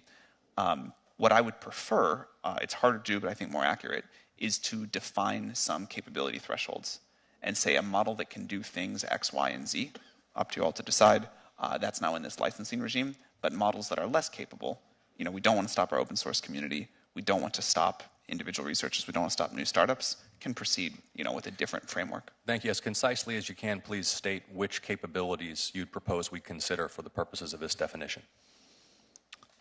I would love, rather than to do that off the cuff, to follow up with your office with like a well, perhaps opine things. Opine, understanding that you're just responding and you're not making law. All right. In the spirit of just opining, I think a model that can persuade, manipulate, influence a person's behavior or a person's beliefs, that would be a good threshold. I think a model that could help create novel biological agents would be a great threshold. Okay. Things like that. I want to talk about the predictive capabilities of the technology, and we're going to have to think about a lot of very complicated constitutional questions that arise from it. With massive data sets, the integrity and accuracy with which such technology can predict future human behavior is potentially pretty significant at the individual level, correct? I think we don't know the answer to that for sure, but let's say it can at least have some impact there. Okay, so we may be confronted by situations where, for example, a law enforcement agency deploying such technology seeks some kind of judicial consent to execute a search or to take some other police action on the basis of a modeled prediction about some individual's behavior. But that's very different from the kind of evidentiary predicate that normally police would take to a judge in order to get a warrant. Talk me through how you're thinking about that issue. Yeah, I think it's very important that we continue to understand that these are tools that humans use to make human judgments and that we don't take away human judgment. I don't think that people should be prosecuted based off of the output of an AI system, for example. We have no national privacy law. Europe has rolled one out to mixed reviews. Do you think we need one? I think it'd be good. And what would be the qualities or purposes of such a law that you think would make the most sense based on your experience? Again, this is very far out of my area of expertise. I think there's many, many people that are privacy experts that could weigh in on what a law needs. I'd still like you to weigh in. I mean, I think a minimum is that users should be able to sort of opt out from having their data used by companies like ours or the social media companies. It should be easy to delete your data. I think but the thing that I think is important from my perspective running an AI company is that if you don't want your data used for training these systems, you have the right to do that. So let's think about how that would be practically implemented. I mean, as I understand it, your tool and certainly similar tools, one of the inputs will be scraping, for lack of a better word, data off of the open web, right, as a low-cost way of gathering information. And there's a vast amount of information out there about all of us. How would such a restriction on the access or use or analysis of such data be practically implemented? So I was speaking about something a little bit different, which is the data that someone generates, the questions they ask our system, things that they input there, training on that. Data that's on the public web that's accessible, even if we don't train on that, the models can certainly link out to it. So that was not what I was referring to. I think that there's ways to have your data, or there should be more ways to have your data taken down from the public web, but certainly models with web browsing capabilities will be able to search the web and link out to it. When you think about implementing a safety or a regulatory regime to constrain such software and to mitigate some risk, is your view that the federal government would make laws such that certain capabilities or functionalities themselves are forbidden in potential? In other words, one cannot deploy or execute code capable of X? Yes. Or is it the act itself, X, only when actually executed? Well, I think both. I'm a believer in defense in depth. I think that there should be limits on what a deployed model is capable of and then what it actually does too. How are you thinking about how kids use your product? You have to be 18 or up or have your parents' permission at 13 and up to use a product, but we understand that people get around those safeguards all the time, and so what we try to do is just design a safe product. And there are decisions that we make that we would allow if we knew only adults were using it, that we just don't allow in the product because we know children will use it some way or other too. In particular, given how much these systems are being used in education, we want to be aware that that's happening. I think and Senator Blumenthal has done extensive work investigating this. What we've seen repeatedly is that companies whose revenues depend upon volume of use, screen time, intensity of use, design these systems in order to maximize the engagement of all users, including children, with perverse results in many cases. And what I would humbly advise you is that you get way ahead of this issue, the safety for children of your product. Or I think you're going to find that Senator Blumenthal, Senator Hawley, others on the subcommittee, and I will look very harshly on the deployment of technology that harms children. We couldn't agree more. I think we're out of time, but I'm happy to talk about that if I can respond. Go ahead. Well, it's up to the chairman. Okay.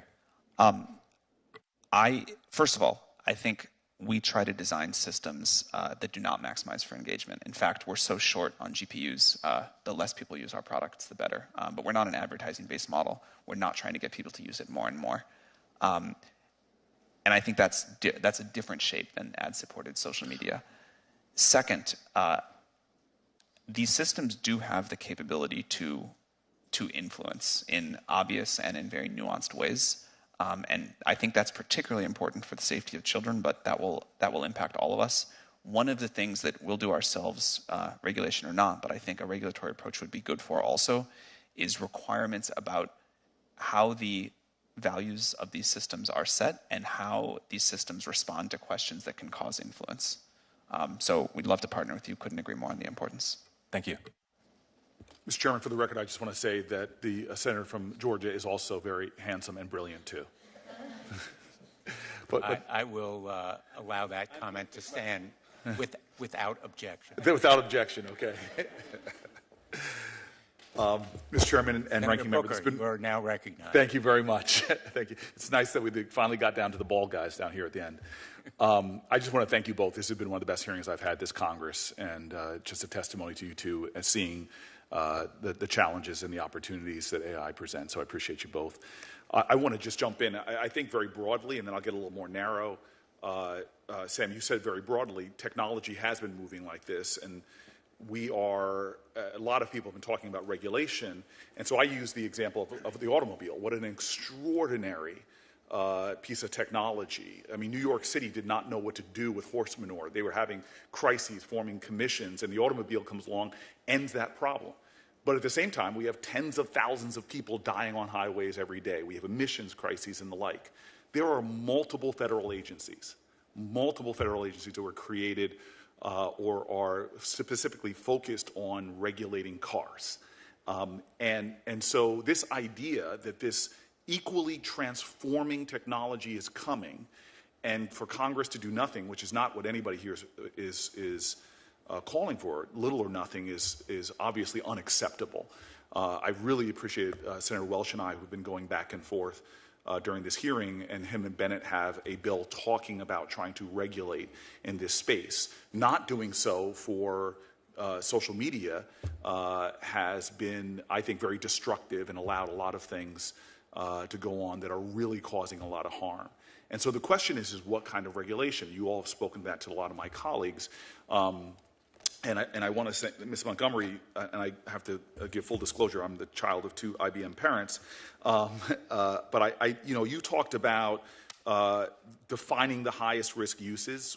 We don't know all of them. We really don't. We can't see where this is going.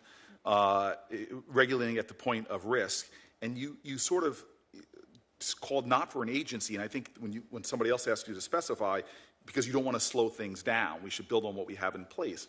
But you can envision that we can try to work on 2 different ways that ultimately a specific, like we have in cars, EPA, NHTSA, the Federal Motor Car Carrier Safety Administration, all of these things, you can imagine something specific that is, as Mr. Marcus points out, a nimble agency that could do monitoring, other things. You can imagine the need for something like that, correct? Oh, absolutely. Yeah. And so, just for the record then, in addition to trying to regulate with what we have now, you would encourage Congress and my colleague, Senator Welch, to move forward in trying to figure out the right tailored agency to deal with what we know and perhaps things that might come up in the future. I would encourage Congress to make sure it understands the technology, has the skills and resources in place to impose regulatory requirements on the uses of the technology and to understand emerging risks as well. So yes. Yeah, Mr. Marcus, there's no way to put this genie in the bottle. Globally, it's exploding. I appreciate your thoughts, and I shared some with my staff about your ideas of what the international context is. But there's no way to stop this moving forward. So with that understanding, just building on what Ms. Montgomery said, what kind of encouragement do you have as specifically as possible to forming an agency, to using current rules and regulations? Can you just put some clarity on what you've already stated? Let me just insert, there are more genies yet to come from more bottles. Some genies are already out, but we don't have machines that can really, for example, self-improve themselves. We don't really have machines that have self-awareness, and we might not ever want to go there. So there are other genies to be concerned about. On to the main part of your question. I think that we need to have some international meetings very quickly with people who have expertise in how you grow agencies, in the history of growing agencies. We need to do that in the federal level. We need to do that in the international level. I'll just emphasize one thing I haven't as much as I would like to, which is that I think science has to be a really important part of it. And I'll give an example. We've talked about misinformation. We don't really have the tools right now to detect and label misinformation with nutrition labels that we would like to. We have to build new technologies for that. We don't really have tools yet to detect a wide uptick in cybercrime, probably. We probably need new tools there. We need science to probably help us to figure out what we need to build and also what it is that we need to have transparency around. And Understood, understood. Sam, just going to you for the little bit of time I have left. Real quick, first of all, you're a bit of a unicorn when I sat down with you first. Could you explain why nonprofit? In other words, you're not looking necessarily, and you've even capped the VC people. Just really quickly, I want folks to understand that. We started as a nonprofit, really focused on how this technology was going to be built. At the time, it was very outside the Overton window that something like AGI was even possible. That's shifted a lot. We didn't know at the time how important scale was going to be, but we did know that we wanted to build this with humanity's best interest at heart, and a belief that this technology could, if it goes the way we want, if we can do some of those things Professor Marcus mentioned, really deeply transform the world. And we wanted to be as much of a force for getting to a positive I'm going to interrupt you. I think that's all good. I hope more of that gets out on the record. The second part of my question as well, I found it fascinating. But are you ever going to, for a revenue model, for return on your investors, are you ever going to do ads or something like that? I wouldn't say never. I don't think, I think there may be people that we want to offer services to and there's no other model that works, but I really like having a subscription-based model. We have API developers pay us, and we have ChatGPT. Okay, can I jump to then can I just jump real quickly? One of my biggest concerns about this space is what I've already seen in the space of Web 2, Web 3, is this massive corporate concentration. It is really terrifying to see how few companies now control and affect the lives of so many of us. And these companies are getting bigger and more powerful. And I see, OpenAI backed by Microsoft, Anthropic is backed by Google. Google has its own in-house product, we know, Bar. So I'm really worried about that. And I'm wondering if, Sam, you can give me a quick acknowledgement. Are you worried about the corporate concentration in this space and what effect it might have and the associated risks, perhaps, with market concentration in AI? And then, Mr. Marcus, can you answer that as well? I think there will be many people that develop models. What's happening now in the open source community is amazing, but there will be a relatively small number of providers that can make models at the true leading edge. Is there danger in that? I think there is benefits and danger to that. As we were talking about all of the dangers with AI, the fewer of us that you really have to keep a careful eye on the absolute bleeding edge of capabilities, there's benefits there. But I think there needs to be enough, and there will, because there's so much value, that consumers have choice, that we have different ideas. Mr. Marcus, real quick. There is a real risk of a kind of technocracy combined with oligarchy, where a small number of companies influence people's beliefs through the nature of these systems. Again, I put something in the record about the Wall Street Journal about how these systems can subtly shape our beliefs, and that has enormous influence on how we live our lives. And having a small number of players do that with data that we don't even know about, that scares me. Sam, I'm sorry. One more thing I wanted to add. One thing that I think is very important is that what these systems get aligned to, whose values, what those bounds are, that is somehow set by society as a whole, by governments as a whole. And so creating that data set, our alignment data set, it could be an AI constitution, whatever it is, that has got to come very broadly from society. Thank you very much, Mr. Chairman. My time has expired, and I guess the best for last. Thank you, Senator Booker. Senator Wells. First of all, I want to thank you, Senator Blumenthal, and you, Senator Hawley. This has been a tremendous hearing. Senators are noted for their short attention spans, but I've sat through this entire hearing and enjoyed every minute of it. You have one of our longer attention spans in the United States, to your great credit. Well, we've had good witnesses, and it's an incredibly important issue. And here's just, all the questions I have been asked, really, but here's a kind of a takeaway, and what I think is the major question that we're going to have to answer as a Congress. Number one, you're here because AI is this extraordinary new technology that everyone says can be transformative as much as the printing press. Number two, it's really unknown what's going to happen, but there's a big fear you've expressed, all of you, about what bad actors can do and will do if there's no rules of the road. Number three, as a member who served in the House and now in the Senate, I've come to the conclusion that it's impossible for Congress to keep up with the speed of technology. And there have been concerns expressed about social media and now about AI that relate to fundamental privacy rights, bias rights, intellectual property, the spread of disinformation, which in many ways for me is the biggest threat because that goes to the core of our capacity for self-governing. There's the economic transformation, which can be profound. There's safety concerns. And I've come to the conclusion that we absolutely have to have an agency. What its scope of engagement is has to be defined by us.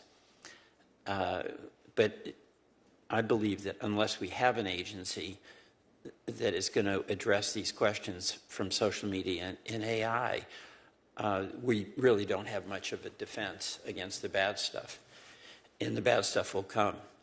So last year, I introduced in the House side, and Senator Bennett did in the Senate side, it was the end of the year, a Digital Commission Act, and we're going to be reintroducing that this year. And the two things that I want to ask, one, you've somewhat answered, because I think two of the three of you have said you think we do need an independent commission. You know, and Congress established an independent commission when railroads were running rampant over the interest of farmers, when Wall Street had no rules of the road, and we had the SEC. And I think we're at that point now. But what the commission does would have to be defined and circumscribed. But also, there's always a question about the use of regulatory authority and the recognition that it can be used for good. J.D. Vance actually mentioned that when we were considering his and Senator Brown's bill about railroads in that event in East Palestine, regulation for the public health. But there's also a legitimate concern about regulation getting in the way of things, being too cumbersome, and being a negative influence. So, two of the three of you have said you think we do need an agency. What are some of the perils of an agency that we would have to be mindful of in order to make certain that its goals of protecting many of those interests I just mentioned, privacy, bias, intellectual property, disinformation, would be the winners and not the losers? And I'll start with you, Mr. Altman. Thank you, Senator. One, I think America has got to continue to lead.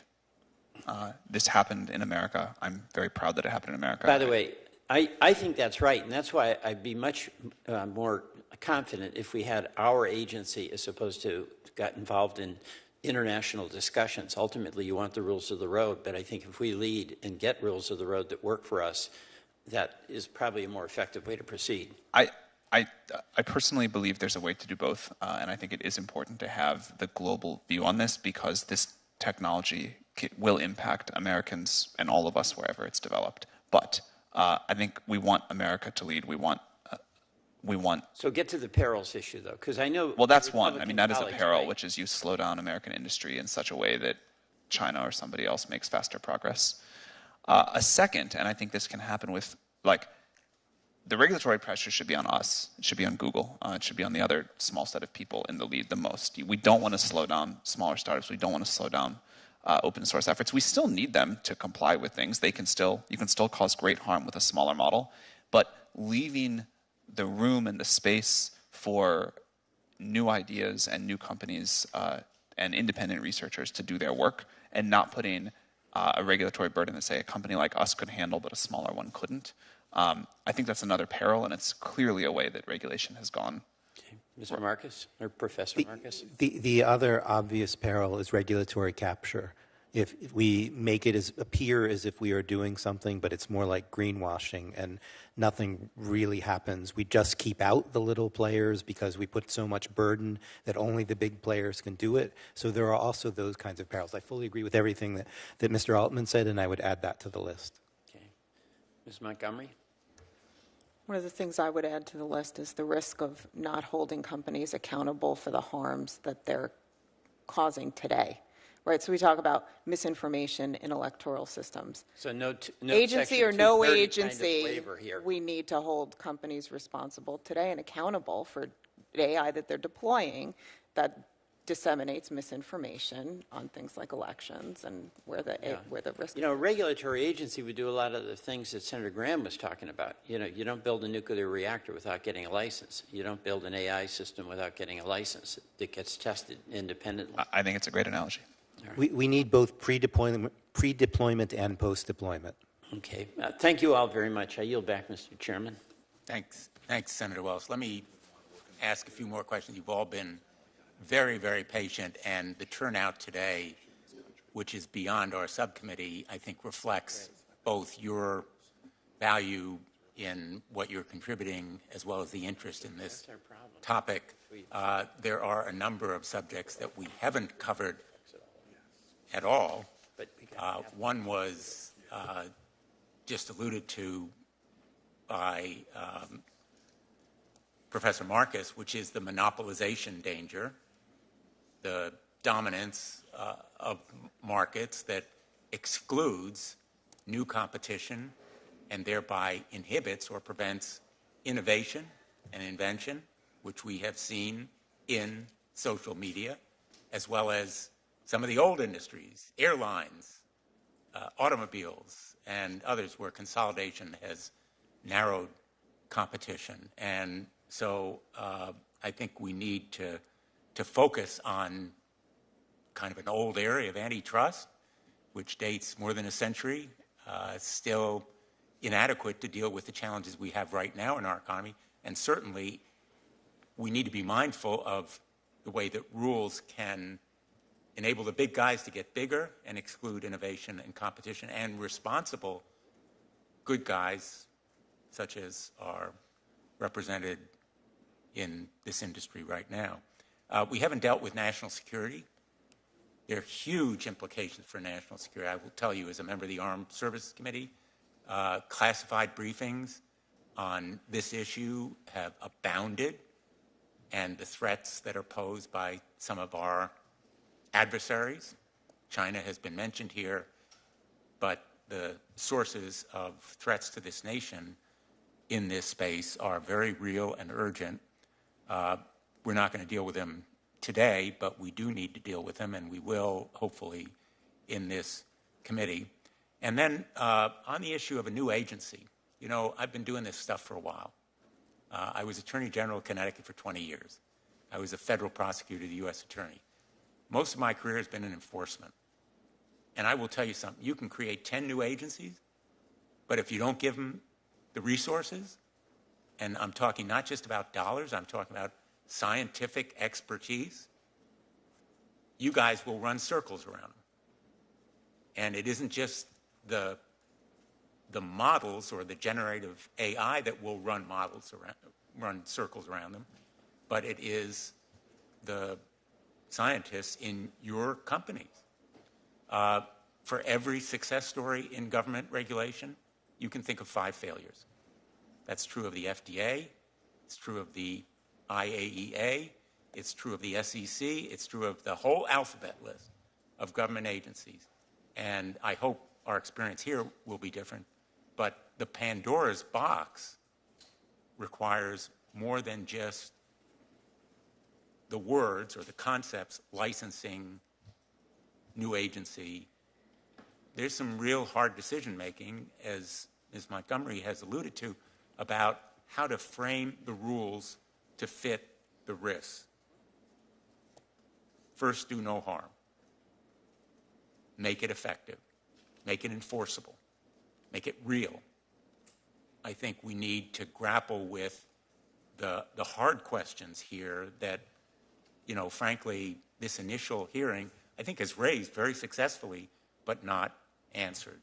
And I thank our colleagues who have participated and made these very creative suggestions. I'm very interested in enforcement. I, literally 15 years ago, I think, advocated abolishing Section 230.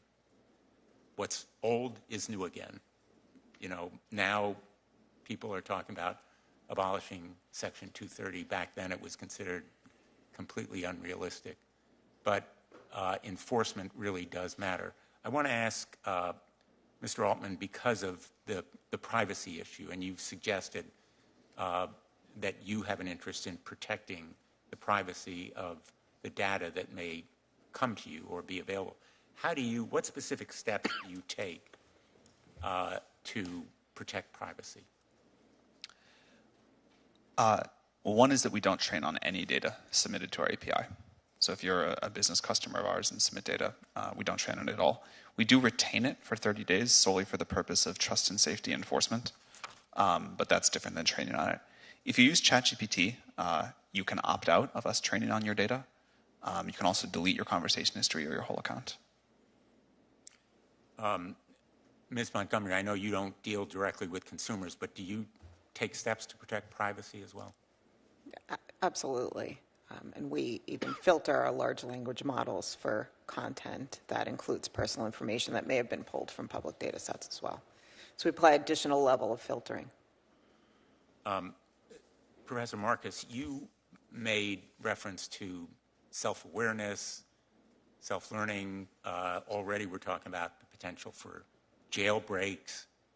How soon do you think that new kind of generative AI will be usable, will be practical? New AI that is self-aware and so forth? Yes. I mean, I have no idea on that one. I think we don't really understand what self-awareness is, and so it's hard to put a date on it. In terms of self-improvement, there's some modest self-improvement in current systems, but one could imagine a lot more, and that could happen in 2 years. It could happen in 20 years. The basic paradigms that haven't been invented yet. Some of them we might want to discourage, but it's a bit hard to put timelines on them. And just going back to enforcement for 1 second, one thing that is absolutely paramount, I think, is far greater transparency about what the models are and what the data are. That doesn't necessarily mean everybody in the general public has to know exactly what's in one of these systems, but I think it means that there needs to be some enforcement arm that can look at these systems, can look at the data, can perform tests and so forth. Let me ask you, all of you, I think there has been a reference to elections and banning outputs involving elections. Are there other areas where you think, what are the other high risk or highest risk areas where you would either ban or establish especially strict rules? Ms. Montgomery. The space around misinformation, I think, is a hugely important one. And coming back to the points of transparency, knowing what content was generated by AI is going to be a really critical area that we need to address. Any others? I think medical misinformation is something to really worry about. We have systems that hallucinate things. They're going to hallucinate medical advice. Some of the advice they'll give is good, some of it's bad. We need really tight regulation around that. Same with psychiatric advice, people using these things as kind of ersatz therapists. I think we need to be very concerned about that. I think we need to be concerned about internet access for these tools when they can start making requests both of people and internet things. It's probably okay if they just do search, but as they do more intrusive things on the internet, like do we want them to be able to order equipment or order chemistry and so forth. So as we empower these systems more by giving them internet access, I think we need to be concerned about that. And then we've hardly talked at all about long-term risks. Sam alluded to it briefly. I don't think that's where we are right now, but as we start to approach machines that have a larger footprint on the world beyond just having a conversation, we need to worry about that and think about how we're going to regulate that and monitor it and so forth. In a sense, we've been talking about bad guys or certain bad actors manipulating AI to do harm. Manipulating people. And manipulating people, but also generative AI can manipulate the manipulators. It can. I mean, there's many layers of manipulation that are possible, and I think we don't yet really understand the consequences. Dan Dennett just sent me a manuscript last night that will be in the Atlantic in a few days on what he calls counterfeit people. It's a wonderful metaphor. These systems are almost like counterfeit people, and we don't really honestly understand what the consequence of that is. They're not perfectly human-like yet, but they're good enough to fool a lot of the people a lot of the time, and that introduces lots of problems, for example, cybercrime and how people might try to manipulate markets and so forth. So it's a serious concern. In my opening, I suggested 3 principles: transparency, accountability, and limits on use. Would you agree that those are a good starting point? Ms. Montgomery? 100%. And as you also mentioned, industry shouldn't wait for Congress. That's what we're doing here at IBM. There's no reason that industry Absolutely. should wait for Congress. Yep. Professor Marcus? I think those 3 would be a great start. I mean, there are things like the White House Bill of Rights, for example, that show, I think, a large consensus, the UNESCO guidelines and so forth, show a large consensus around what it is we need. And the real question is definitely now, how are we going to put some teeth in it, try to make these things actually enforce? So, for example, we don't have transparency yet. We all know we want it, but we're not doing enough to enforce it. Mr. Altman? I certainly agree that those are important points. I would add that, and Professor Marcus touched on this, I would add that as we spend most of the time today on current risks, and I think that's appropriate, and I'm very glad we have done it, as these systems do become more capable, and I'm not sure how far away that is, but maybe not super far, I think it's important that we also spend time talking about how we're going to confront those challenges. Having talked to you privately, you know how much I care.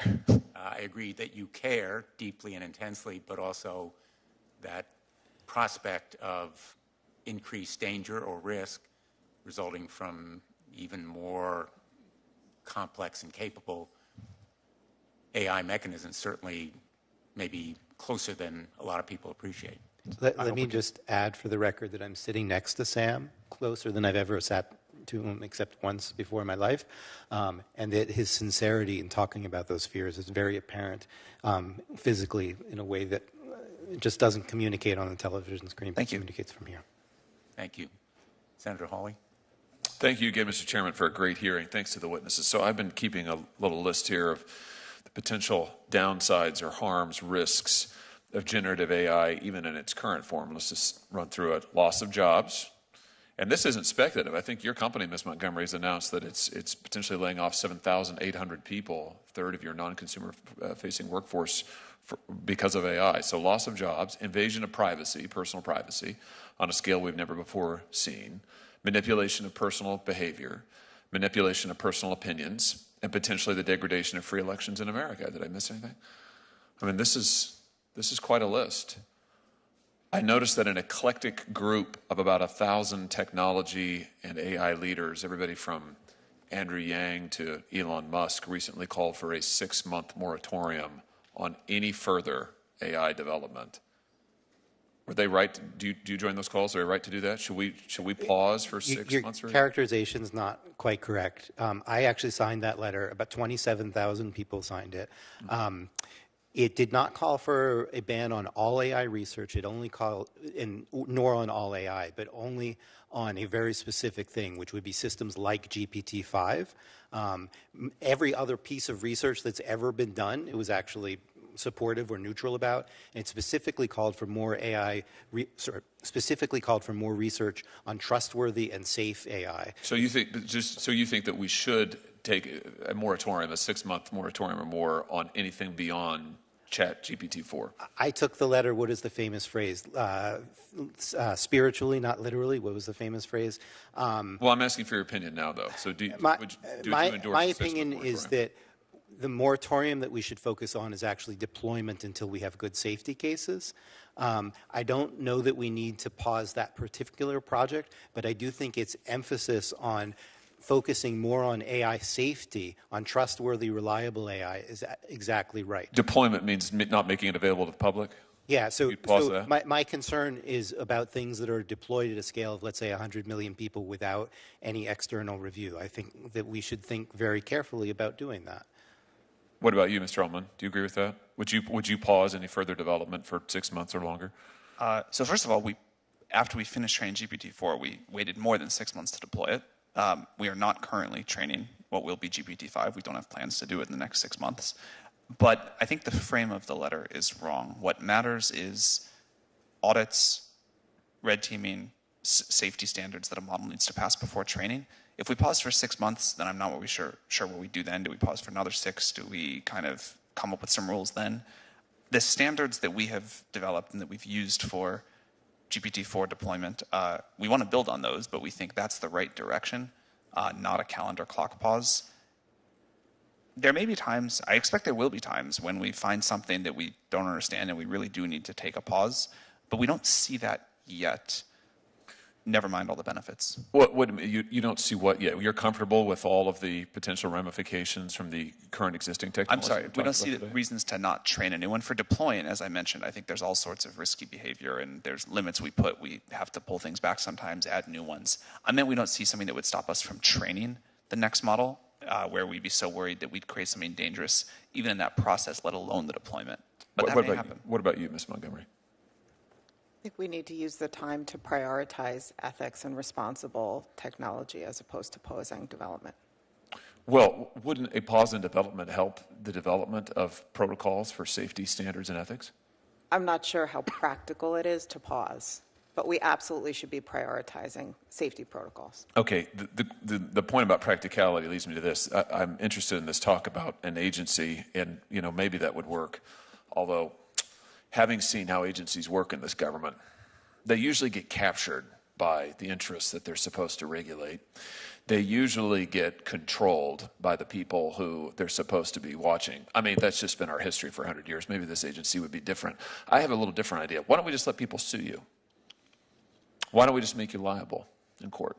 We can do that. We know how to do that. We can pass a statute. We can create a federal right of action that will allow private individuals who are harmed by this technology to get into court and to bring evidence into court.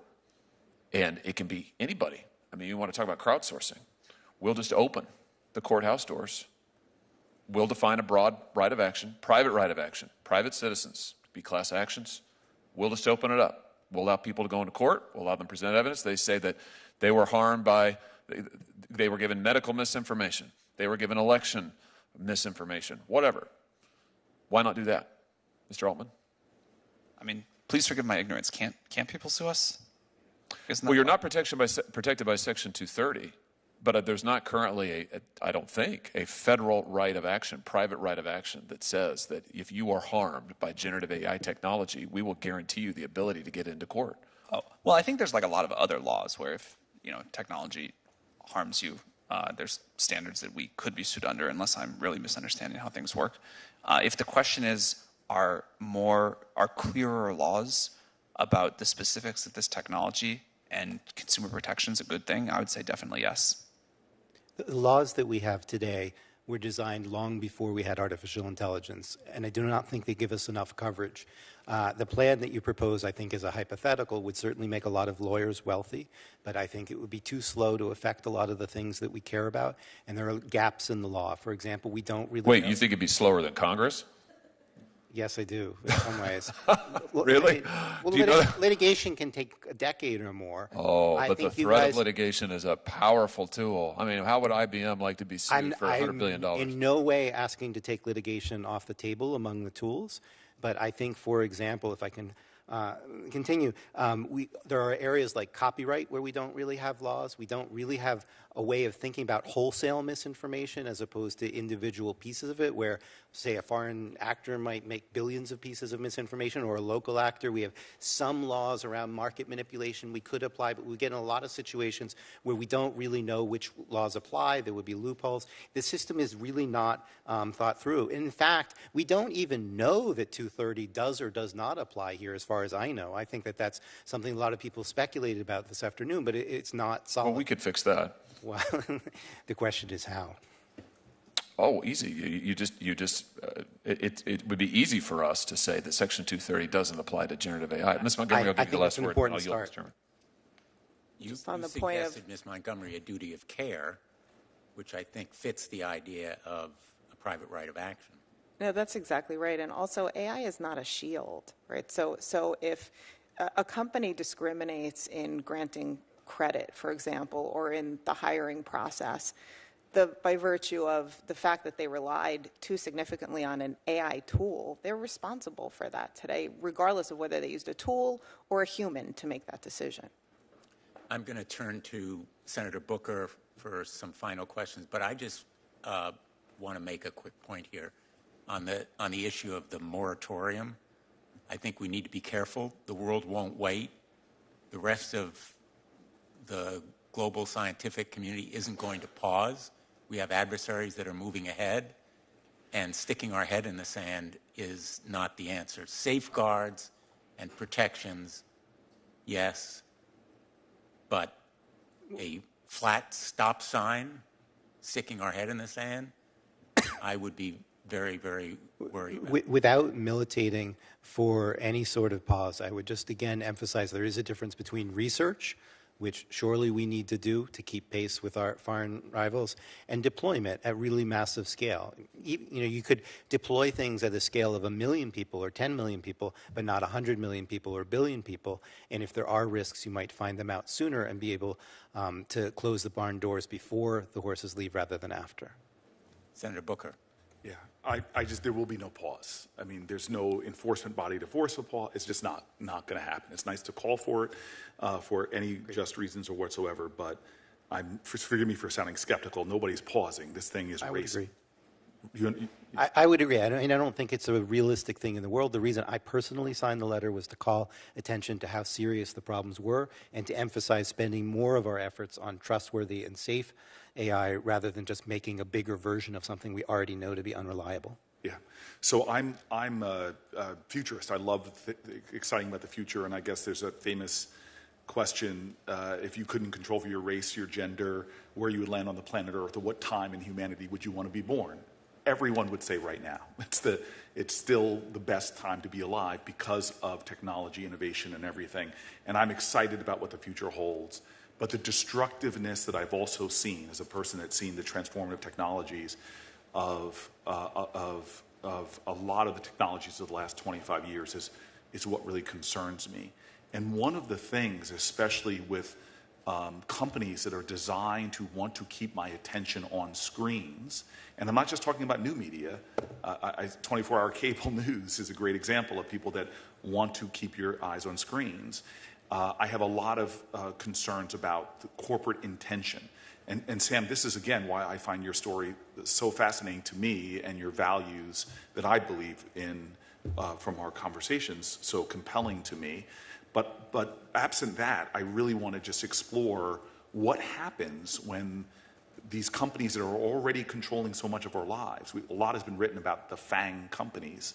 What happens when they are the ones that are dominating this technology as they did before? So, Professor Marcus, does that have any concern, the role that corporate power, corporate concentration has in this realm, that a few companies might control this whole area? I radically changed the shape of my own life in the last few months, and it was because of what happened with Microsoft releasing Sydney, and it didn't go the way I thought it would. In one way it did, which is I anticipated the hallucinations. I wrote an essay, which I have in the appendix, What to Expect When You're Expecting GPT-4, and I said that it would still be a good tool for misinformation, that it would still have trouble with physical reasoning, psychological reasoning, that it would hallucinate.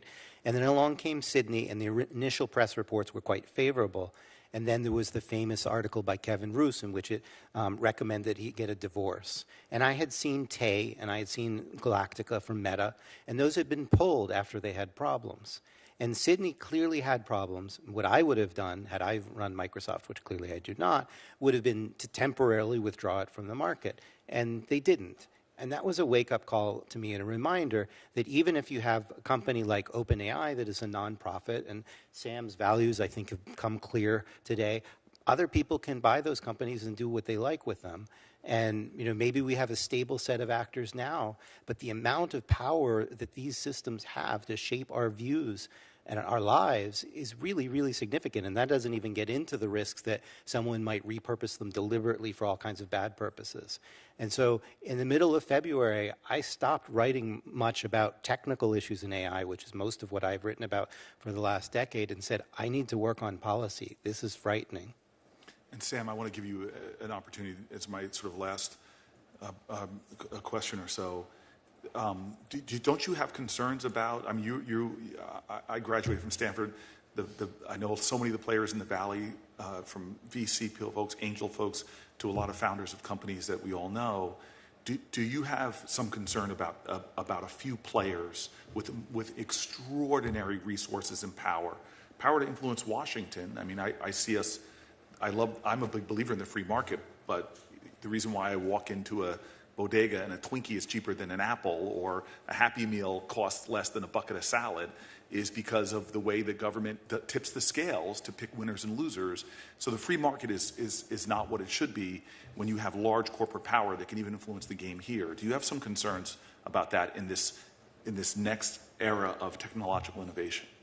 Yeah, I mean, again, that's so much of why we started OpenAI. We have huge concerns about that. I think it's important to democratize the inputs to these systems, the values that we're going to align to. And I think it's also important to give people wide use of these tools. When we started the API strategy, which is a big part of how we make our systems available for anyone to use, there was a huge amount of skepticism over that, and it does come with challenges, that's for sure. But we think putting this in the hands of a lot of people and not in the hands of a few companies is really quite important. And we are seeing the resultant innovation boom from that. But it is absolutely true that the number of companies that can train the true frontier models is going to be small just because of the resources required. And so I think there needs to be incredible scrutiny on us and our competitors. I think there is a rich and exciting industry happening of incredibly good research and new startups that are not just using our models but creating their own. And I think it's important to make sure that whatever regulatory stuff happens, whatever new agencies may or may not happen, we preserve that fire, because that's critical. I'm a big believer in the democratizing potential of technology, but I've seen the promise of that fail time and time again, where people said, oh, this is going to have a big democratizing force. My team works on a lot of issues about the reinforcing of bias through algorithms, the failure to advertise certain opportunities in certain zip codes. But you seem to be saying, and I heard this with Web3, that this is going to be decentralized finance. All these things are going to happen. But this seems to me not even to offer that promise, because the people who are designing these, it takes so much power, energy, resources. Are you saying that my dreams of technology, further democratizing opportunity and more, are possible within a technology that is ultimately, I think, going to be very centralized to a few players who already control so much? So this point that I made about use of the model and building on top of it, this is really a new platform, right? It is definitely important to talk about who's going to create the models. I want to do that. I also think it's really important to decide to whose values we're going to align these models. But in terms of using the models, the people that build on top of the OpenAI API do incredible things. And it's, people frequently comment like, I can't believe you get this much technology for this little money. And so the companies people are building, putting AI everywhere, using our API, which does let us put safeguards in place, I think that's quite exciting. And I think that is how it is being not how it's going to be, but how it is being democratized right now. There is a whole new Cambrian explosion of new businesses, new products, new services happening by lots of different companies on top of these models. And so I'll say, Chairman, as I close, that most industries resist even reasonable regulation, from seatbelt laws to we've been talking a lot recently about rail safety. The only way we're going to see the democratization of values, I think, and while there are noble companies out there, is if we create rules of the road that enforce certain safety measures like we've seen with other technology. Thank you. Thanks, Senator Booker. And I couldn't agree more that in terms of consumer protection, which I've been doing for a while, participation by the industry is tremendously important, and not just rhetorically, but in real terms, because we have a lot of industries that come before us and say, oh, we're all in favor of rules, but not those rules. Those rules we don't like. And it's every rule, in fact, that they don't like. And I sense that there is a willingness to participate here that is genuine and authentic.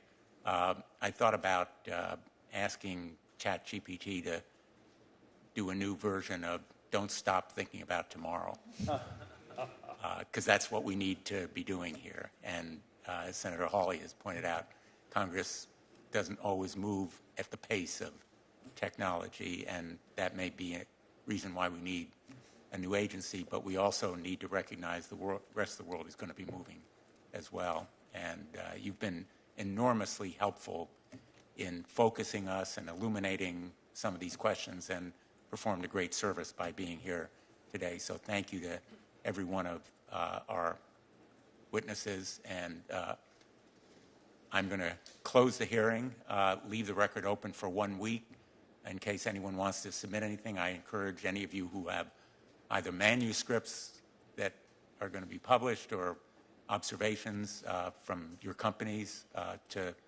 submit them to us. And we look forward to our next hearing. This one is closed.